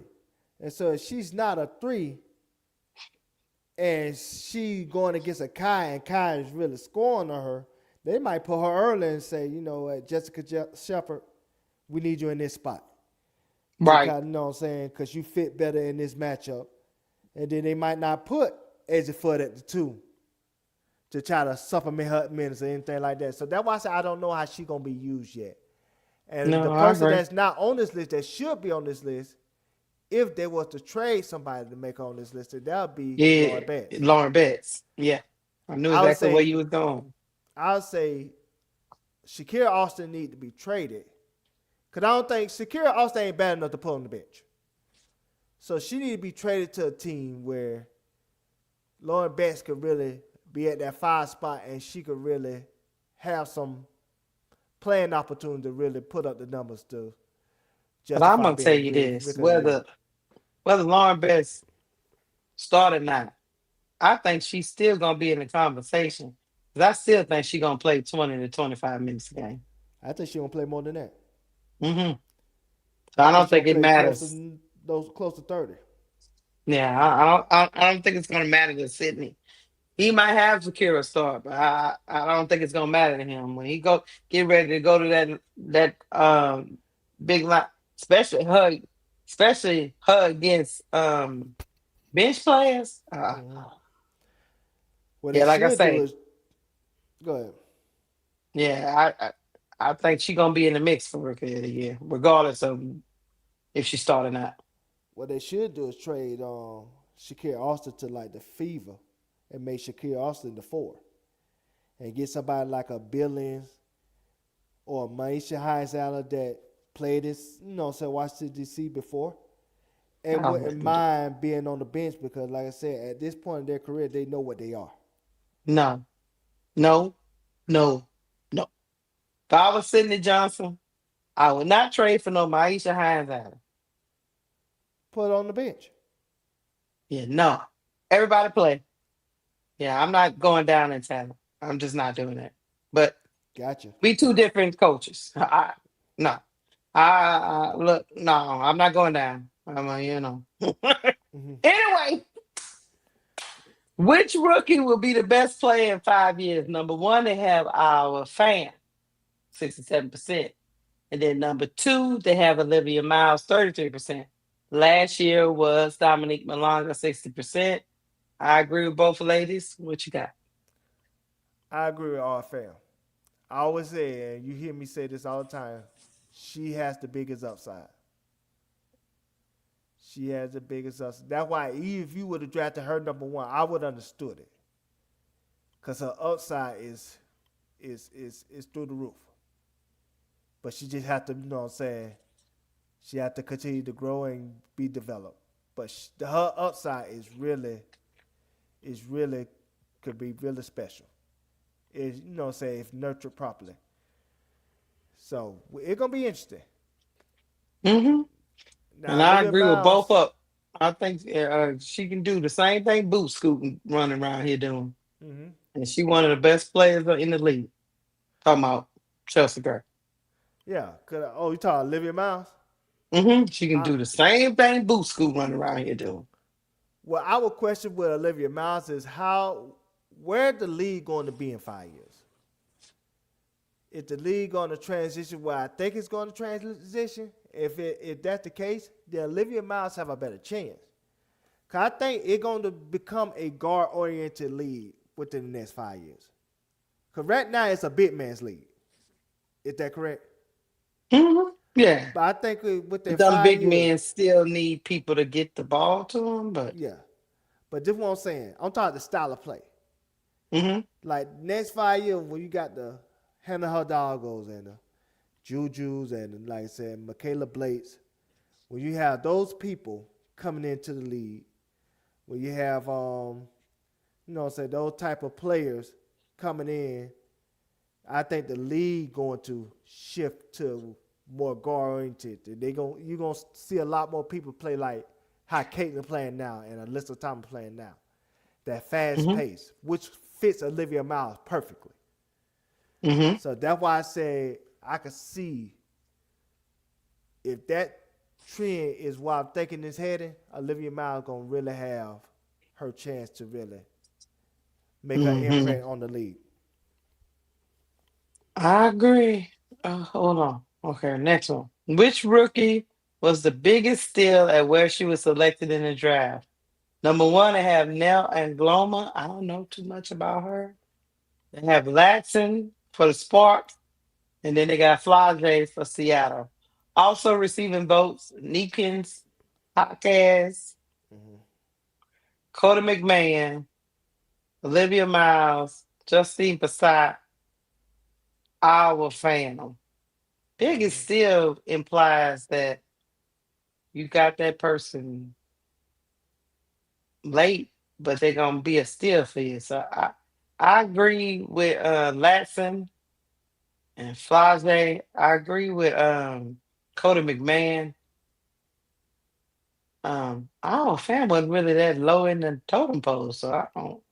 That's not like a steal, but They thought she was gonna be number one pick. I think this list right here is more so where they thought they was going to be projected. 'Cause I that's remember like 2 years Olivia ago, Miles. She was two. I mean, I don't. but people thought Olivia Miles was gonna go in top two. Yeah, that's what I'm saying. That's not really a steal because she went where I don't know. But they got Olivia Miles on the list. Yeah, she down here. She received votes right here. Mm, that's crazy. Yeah, I just don't. I just the people that's like in the top five. I just and Hawkins is not really a steal. A lot of people say she. A lot of Overdrafted. people overdrafted. Like she got drafted too high. So Hmm. anyway, Remember on this teach its list. own. Remember on this list. Angel was on this list. She won the list 2 years ago Yeah, yeah, yeah. because they thought she was gonna be a top two pick or at least a top four pick, and then she got drafted number 7. Yeah, yeah. And so I that's the thought it'd be same. for people that dropped. Yeah. I think that's the same thing for today our lesson. If with the sports they say, hey, just go get buckets. Don't worry about, trying to be a facilitator. Just, go get buckets, what you do best. I think hmm she'll be what Angel Reese was 2 years ago as far as making that jump from what her draft stock should have been, because she should have been at least a mid first rounder. Yeah, And she for should her, have won the first round. I agree with yeah, that. I don't know what the hell happened on draft. I don't know what happened on draft night, but Lassie should have been winning the first round. So for her to that fall to just what did she fall like 17th or 18th or something like that? I'm gonna hold on, let me look it up. 'Cause I Because think she yeah. fell after cause remember the Sky originally had the 17th pick. Remember we were talking about that. hmm Yeah, he did some goofy stuff. Hold on. Let me see. She ended up going, well, we're gonna have to get up off by here in a little bit. Hold on. Yeah. She went, oh well, what last ago? What she went? She was number she was number 5 in the second round. So she was what's that? The 20th pick? Yeah. The 20th pick of the draft. Did I lose him, y'all? No, he's still there. Okay. Yeah, she was 20th pick of the draft. So yeah,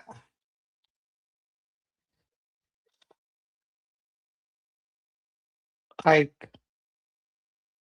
some of these people that went before her, I don't know.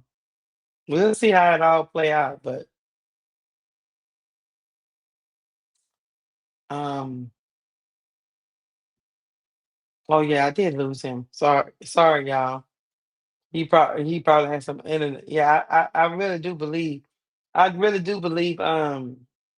Larson should have went before a couple of these people that was in this draft. So, yeah, I think she's going to end up being still. She ended up being the 20th pick overall, but Mm-hmm. there was people she should have went before. Like no knock to Hawkins, no knock to her, but Larson should have went before her.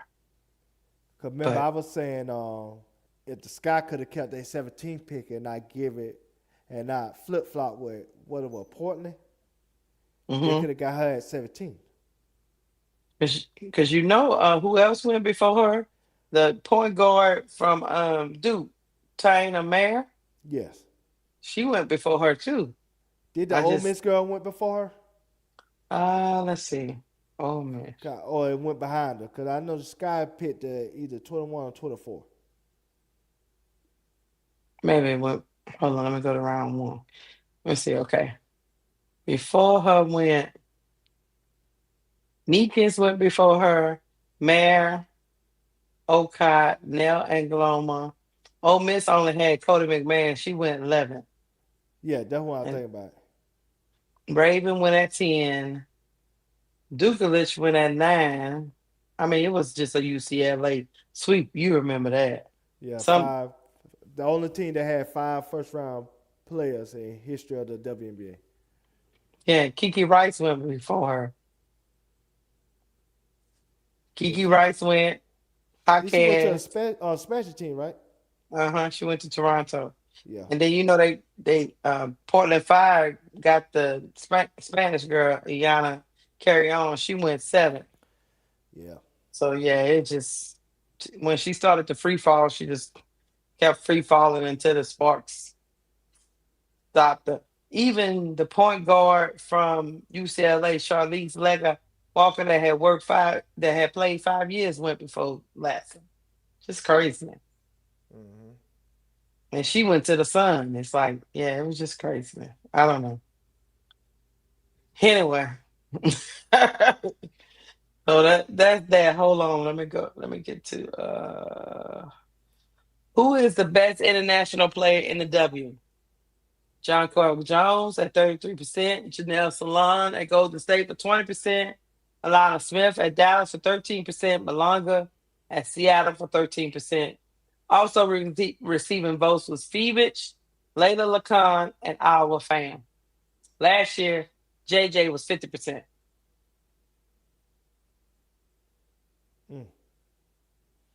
I agree with that. Mm-hmm. Me too. JJ still Yeah. playing at a high level. Yeah, we She injury problem at this point, but yeah. Mm-hmm. Which country is producing the best WNBA talent right now? They got France. I put Germany up there too, cause don't Germany did they produce the Sato sisters? Yeah, And then they produce I want to say Misame. yeah. So they got something. They got something to work with as well. And I think But who and this The French is running around here with Gabby and Malonga and and Fevich, right? Who Fevich Beavich. played? Wait, hold on. French players in the hold on. Cause you got the Spanish got Spain got all Layla female, so Lacombe is yeah. from France. Marine Johannes is from Ooh, France. yeah. Carla Lette is from Ooh, France with Jesus. Gabby Williams. Yeah, they they they they got a little bit more. Yeah, they got that 2028 gonna be something serious. Yeah, yeah, yeah. Even Iana Rupert Mm-hmm. from the Valkyries Mm-hmm. too. So yeah, they've been rolling the last couple of years, So Mm-hmm. in it. Oh, wait, let's keep going. Who is the best defensive player in the W? They got Asia Wilson, Gabby Williams, AT, Dejanay Carrington, Alana Smith. I think with Asia Wilson, she get too much credit for blocks. I'm telling you that what happened. Like they blocks means a lot more in the W than than than everything else. Instead of like man to man defense. If you need an answer to the test, Asia. Yeah, I'm sorry, Duval. I The know. next question. Who is the best interior defender? Asia, Yeah. 73%. Alana Smith, 13%. Ezzy, 7%. Alyssa Thomas, 7%. Last year, Asia was 67%. At this I point, think we pass can, it the wheel. yeah, we just gonna keep it moving. It's the answer to the test is Asia, Asia, and Asia Wilson. Moving on. Who is the best perimeter defender in the W? They got Gabby Williams, number one, Sykes at 20%, Dejanay, Jordan Canada, and Kai Copper receive votes as well. Mm-hmm. I'm not gonna argue with these people. Yeah. Which team will be the best defensive team in the W? Golden State got 50%, Deval. Mm-hmm. Good Two is defense team. Atlanta. Three is Indiana. And seven. Come on, man. Come on, man. And then Minnesota is 7%. This was so funny. Atlanta got 36% of team defense, but nobody's listed from Atlanta and for a defensive player except for Jordan Canada. Well, she probably the fourth best defender on that goddamn team. By far. Yes. Yeah. Angels one. I say Alicia Gray defends better than Ryan Howard, but you could debate that because Ryan Howard Mm-hmm. could defend at a high level when she wants to, but Alicia Gray is more consistent. And so you got 2 and 3 right there, however you want to flip those two. And then Joy Canada. Mm-hmm. But she the only one listed. She the only one. Who is the best head coach in the W? Well, Cheryl Reed gonna win that hands down and twice on Sunday. She Number went. 2 is Becca Hammond, and number 3 is Natalie Nakase. Cheryl Reeve won 4 championships. I believe either 4 or 5. But I think she went to the finals 7 times. Mm-hmm. So she got the hardware. You do. So we move on. Um, Nakase all right, but I think what she showed me is she know how to get more out of less. mm-hmm. So I like Natalie. I like Natalie. And But that's the reason why she on the Olympic team as far as the assistant coach. mm-hmm. So she really not a coach. Unlike her other assistant coach that was with her. Tyler. Okay. Yeah. Which head coach is the best manager motivator of people? Becky Hammond, 43%, Nate Tibbetts at 14%, Stephanie White at 14%, Natalie Nakase at 14%.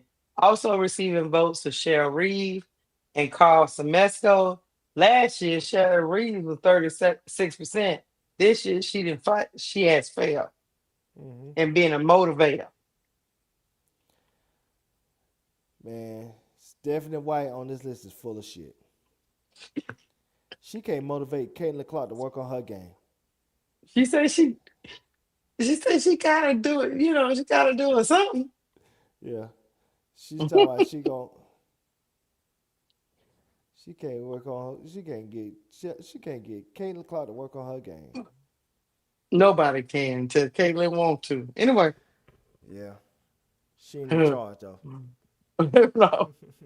Which head coach makes the best in-game adjustments? Cheryl Reeve, 50%. Becky Hammond, 33%. Nakase, 7%. Tibbet, 7%. I don't have no problem with it. It's still Cheryl Reeve. Yeah. That's why I said Cheryl Reeve, she's the one coach that can take what she have and get the best out of it. That's Mm-hmm. why even when, like I said, when Nafisa didn't play those 3 weeks because she had plantar fasciitis, she Mm-hmm. still had the team built around Kayla McBride, and they were winning games. And they was the #1 seed at the time before the All-Star break. So that's why I said ain't no easy W when it comes to playing the Lynx. Even right now in the soft rebuild, she gonna have them ready. Same thing. Which head coach runs the best offense? Sherry. What's Smacko name on there? He number 3. He got 13% along with Natalie and Hammond. That's good news for Angel. Mm-hmm. You got a coach that know how to, you know what, coach. Mm-hmm. She didn't have All one of right. those last year. Well, she had Coach Whispers. Anyway, moving on. I ain't seen his name yet, but we're gonna keep going. Yeah. Which new or relocated head coach will make the biggest impact on his or her team? 71% Sandy Brondello, 14% Jose Fernandez, 7% Sonia Ramon, and 7% Chris DeMarco, who's in New York. Speaking of Tyler Marsh, you will not see him on this list anytime soon, Keisha. And when he get fired in mid-season, he would never have a chance to be on this list. Ain't nobody gonna hire his ass. But San Valdello is the #1 answer. She won 2 Yeah, championships with 2 different teams. I have no doubt yeah, she gonna have this team in championship contention sooner rather than later. yeah, I agree. He just need a couple of years. She'll get to cooking. Mm-hmm. All right, who is the best assistant coach in the W? Eric Tebow. He messed up over there with the Mystics, but he over there with Cheryl Reed rewriting his history. Mm-hmm. What Christy did that Tolliver at? with the daddy went home. His daddy went home. His daddy went home. Christy Tolliver with Phoenix, and then Breanne January with Indiana. I like all 3 of these people. Me too. I just wish the daddy was on there too, cause they're a package deal. No, no. Cheryl Reeves didn't take the daddy. She told the daddy to go on to the house Collect that and check. your son will see you on Sunday dinner. Anyway, which active player will make the best head coach someday? They got Chelsea Gray. And number 2 is Vandersloot. Damn, she could be GM and the coach. They gonna make Vansuit the GM and the goddamn coach. Shit. She, well, they did before they hired Tyler Marsh, not Tyler Marsh, Jeff P. In 2024. They had a players coach throughout their whole team with Wade and others. So I can see a scenario where Vandersloot is the player and the coach, with the coach and the GM, because she's doing the GM part right now. So I don't see a scenario where she could. I see a scenario where she could do the coach part too. Yep, they're going to fire Tyler and hire Courtney Vandersloot. Mm-hmm. Anyway, which retired player who isn't already coaching in the W should be? Number 1, they say it's Sue Bird. Yes, Number I agree 2, with that. Katie Smith. Number 2 or 3, Candace Parker. Fuck this list. Simone Simone Augustus. And then also receiving votes is Lindsay Harden, Lisa Leslie, and Diana Taurasi. You don't think CP can coach? That heifer can't coach our wet paper bag, man. Fuck her. Man, they just saying shit now. Just saying. No, they're not saying that. Okay, moving on. Okay, all right. Which team would be the most fun to watch? Dallas, Atlanta, Indiana, Golden State. Last year, Indiana had 75%. I'm gonna say this, and then I'm gonna go back to what team is fun to watch. They think CP3 can coach. I think they should look at her tier list if they believe that. You ain't no tell good. you all you need to You've know. been hating on CP ever since she messed with your goat. You are not an objective evaluator of Candace Parker. Well, I said when Mhm. this comes to what's most fun team to watch, 2 and 3 gonna play each other, and you know they're always gonna be must see TV.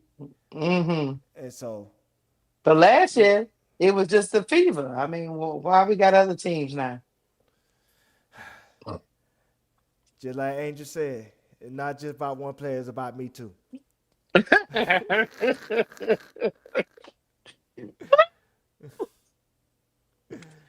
Okay, so Mm-hmm. you know the GMs that did a whole 360 Mm-hmm.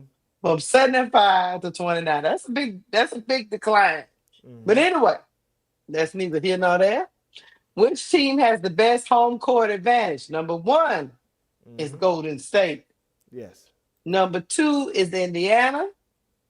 Number three is New York. Last year, New York was 50%. New York. Mm, Mm, mm. that's crazy. That is crazy. New But York anyway, dropped from 50 to 14. We're going to keep on going. I don't know about that. I think New York, but I I like think those they, to stay home court advantage, especially with the what's the guy name? What's but I that guy think name? New York has a great home court They advantage do. too, though. But Golden That's why State, remember the I Golden like State those. player? They sit there on courtside at the games. I can't remember. I know But who you're talking about, but I can't remember his name. yeah, he The one with the curly hair. yeah. Hmm. All right, Mm-hmm. hold on. Which team has the most promising young core? Dallas, 31%. Seattle, 31%. Washington, 23%. Indiana, 15%. Last year, Indiana had 50. What's Mm-hmm. going on, Duval? You said last year Indiana had 50. Yeah, and they went down to 15% of people thinking that they young core is promising. I don't know why. I mean, they still got the same players. Yeah, they don't feel the same way 12 months later. Mm-hmm. I don't know why, but you know what I'm saying. Tick I just don't. tock, tick tock. I just don't know why, cause they still got the same player. But like I said, maybe they don't like the moves in the off season. No, they said promising young core. Mm-hmm. That means your young people. Yes. And they got Now, the same young people that they had before. one of them might leave though. But what they got to do with this year? So now the Clarkins are saying they're getting hated on. Yeah. They said they're getting hated on. I'm sensing a thing. I'm not a Clarkin, but Mm-hmm. I'm sensing a pattern. Yeah. Anyway, we're going to keep going. Which player is the most athletic? Number one, they got Sykes, 31%. Number two, Malonga at 15%. Also receiving votes, Brink, Kai Copper, Kelsey Mitchell, Mm-hmm. Sanaa Rivers, Gabby Williams, Asia Wilson, Jackie Young. Hmm. Kelsey Mitchell should be, I don't know, man. Cassie Mitchell. I love a quick first step. I think she Kai. more, I think she more athletic than Malonga, but I think I Malone don't got the know. upside though. That one, yeah, I know she can dunk and shit. I get it. But Mm-hmm. Kelsey Mitchell be moving them little baby feet. And then Kai Copper, if it was 4 years ago, would have been a better conversation. Yeah, it'd been different. But hey, Jackie Young is hella athletic too. Mm-hmm. I don't know. That's debatable. Last year, Kai Copper had 36%. But we talked about Kai seem to be, the injuries are starting to mess with her time and time again. But we're gonna get on to the next question because I think it's funny. Mm-hmm. Which player is the best passer? Chelsea Gray, 93%. Mm-hmm. Caitlin Clark, 7%. Why you surprised? Yeah. You shouldn't be surprised by it. Chelsea Gray, her turnover to assist ratio is higher than Caitlin's is. My surprise is why Alyssa Thomas is not on this list. But Clark has said she the best passer they ever seen in their life, though. Can't be the But best yeah, passer AT ever. is not here. Can't be the best passer you ever seen in your life when she broke the record for the most turnovers of the season at 234. All right, Duval. I guess you make some type of sense. I don't know. I mean, I think, but what I will say is, Caitlin Clark in the transition could make great passes, and she could, put people in a position to score. I do Mhm. agree with that. I just sometimes she passes like she don't have a plan. If that makes sense, like her passing could be a wild card. All I can Basically. tell you is them Clarkies is gonna crash out. Anyway, Mm-hmm. which player is the best leader? Number one, Asia Wilson, 79%. Other people that got votes, Kaya, Chelsea Gray, Stewie. I agree with that. Yeah, we move hmm past that. I agree with it. Who is the most versatile player in the W? Number one, Stewie at 36%. Gabby Williams, 21%. AT at 21%. Also receiving votes was Fee, Alicia Gray, Satu. Mm. I guess. I agree with that because like Bree Yeah, could it's fine. she could play the 3, 4, and the 5. Yeah, So I can't I'm, I can't agree with that. it's good. I ain't gonna knock it. Which player has the best basketball IQ? God damn. Mm. 93% Chelsea Gray. Stewie 7%. And no other point guard is on the list. Shouldn't be. Uh-huh. Except for Olivia Miles. I think Olivia Miles should be on the list. Well, yeah. But she just got here, so But they had Caitlin mm, Clark on the list as a rookie, and she didn't play a game either. well, she's not on this list no more. Mm. Which player would you want taking a shot with the game on the line? Number one, they got Chelsea Gray. Number one again, Asia Wilson. And number three, Jackie Young. All these people are aces. Also receiving votes, Paige and Enrique. Mm-hmm. I agree with that. Mm-hmm. Mm-hmm. We're gonna keep it rolling. I agree Which with two that. teams you agree with it, huh? With Yes. game on the line. Mm-hmm. Throw the ball over there, live with it. Anyway, which two teams will lead their conference in the Commissioner's Cup to the championship game? Number one, they got Vegas versus New York. Number two, they got Vegas versus Atlanta. Also receiving votes was Vegas versus Indiana, Phoenix versus Atlanta, Dallas versus New York, Los Angeles versus New York. Mm. They seem to like Atlanta and Yes. Vegas Yes. a lot Mm-hmm. in New York. Yes. So they got one option for Indiana because they won it last year. So we'll see. Which change to the league this year will require the biggest adjustment? They said one, development of player spots, 42%. Two, new expansion teams, 25%. New CBA, 17%. World Cup break. Oh, yeah, they do have the World Cup. It's going to have a break this year, kind of like the Olympic break, 8%. And it's gonna be Atlanta too, so they're gonna be crowded and packed. Mm-hmm. Well, I think the biggest adjustment gonna be the World Cup because, like I said again, you gotta think about those players gonna have a lot of time off, and it's gonna Mm-hmm. be interesting how they spend their time off. Is there gonna be people working on their game? Is what I'm saying? They're gonna be spending more time trying to. If you're a Fever, like not Fever, man, I say it's, if you're Atlanta and say Angel is not adjusting well, is she gonna take that time to really kind of try to fit in with her new system? So all kinds of questions could be answered during the World Cup break. Well, what I learned from this exercise, Mr. Professor, Mm-hmm. is that they not that high on the fever like they was last year. Nah, not at all. They cooled out the food. They sound cool on y'all, Fever. It seemed like they trying to tell the fever that y'all gonna have to prove yourself again. Yeah. That's what it. That's what it's looking like to me.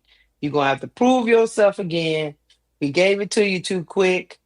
We Mm-hmm. gave it to you last year, and your girl was hurt, and we look like a bunch of fools. So we're not doing that no more. That's what it's giving. Yeah. Mm-hmm. Mm. Yeah, that just, what I'm saying, the Fever, they ain't grandfather in, what I'm saying, extra credit anymore. What I'm saying? They have No, to actually earn it this time. they're gonna have to actually earn it on the court. Yeah, They ain't doing it for clickbait. no. They knew this was gonna be clickbait though. They knew as soon as they didn't have that girl in every, soon as they didn't have that girl in every statistical category in this survey, they knew them Clarkers was good. Them Clarkers was live soon as this thing hit. Mm-hmm. Yeah, but like I said again, they maybe need some motivation. And I hope they prove this list wrong. But a lot of times these GMs don't be knowing what the hell they talking about. Because let's not forget, in that 2024 season, the same GM that did that list did out of Mm-hmm. what it was, 8 teams at the time? What is it, 8 or 10 teams or 12 teams at the time? After 12 teams at the time, did like 8 of them get fired? GMs? No, no, they ain't getting fired. What you talking about? Nobody gets fired but the little people. I don't know what you're talking about. You know they Ain't no ain't getting GMs got fired. fired. No, no, the talking about the big wigs don't never go. Everybody under them go. Okay. You know how that is. I see. Yeah. Just like the GM with the Valkyrie with her little goofy answer she giving. Hmm. She ain't getting fired. Yeah, No, I people. I know Dallas Jeff P GM. still here. Yeah. But like I said, they the Clippers. They the Clippers of the WNBA. Yeah. Jeff P might outlast Vandersloot. Hell. No, I was wrong. I know 7 coaches got fired that year in Yeah. 2024. Coaches Yeah. get fired, but not GM, not like that. Mm-hmm. Because it usually be the GM that do the fines. Yeah. But I Owners know. be like content. But remember, Washington GM got fired. That's the daddy. Mm-hmm. And then Dallas GM got fired. And then I think that's who I can remember at the moment. Those 2 got fired that year. During that 2024 boom. Yeah. Yeah. Now the Mystics, they was bad from Oh, top to bottom. remember the Fever No, the GM Mystics got fired. GM did just get fired, huh? Yeah, Mr. GM got fired recently, but remember the daddy was in 2024. He got fired. Mm-hmm. Remember daddy's son got fired. Yeah, Remember, so the Mystics can't keep a GM. remember the Fever GM got removed because ain't she was talking about she was gonna bring Christy Sides back and Kayla Clark said no you're not.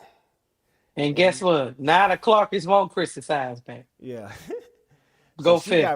she got relocated. Mm-hmm. So I remember the Dallas GM got fired.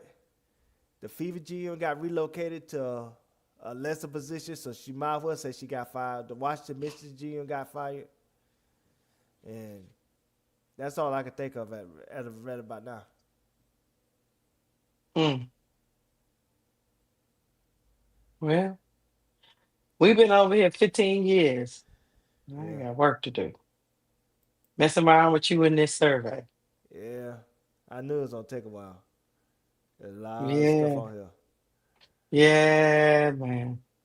It is. But y'all it seemed like chat, they starting to listen to some of y'all. Hmm. They look like they're gonna make the fever earn it. I could be,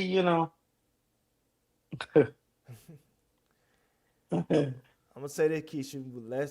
Let's treat this like the club. You know what I'm saying? When it's time to go home, they say play that Frankly Bella Maze. And you you know about to that's go. yeah, you know that song. When that song come on, they turn on the lights. That means parking lot pimping. So let's get out of here. You about to get out of here. Thank y'all for rolling with us this long. Hit the like button. Me and Duval hadn't been up here in a minute. And so, he be trying to, hang out with me too long. And we got to go. Hmm. I got to cut him off. All right, y'all. I know my brother is probably on over there in that crash out room. He already cussed us out in the comments. So we should be good. He should have got it off his chest. I don't know if he still got enough fire over there. But y'all go over there Yeah. if y'all don't want to go to sleep. But, you ain't got to. It's time for you to leave from over here because I got to Yes. go. All right. Thank y'all for rocking with us. We out, y'all. Peace.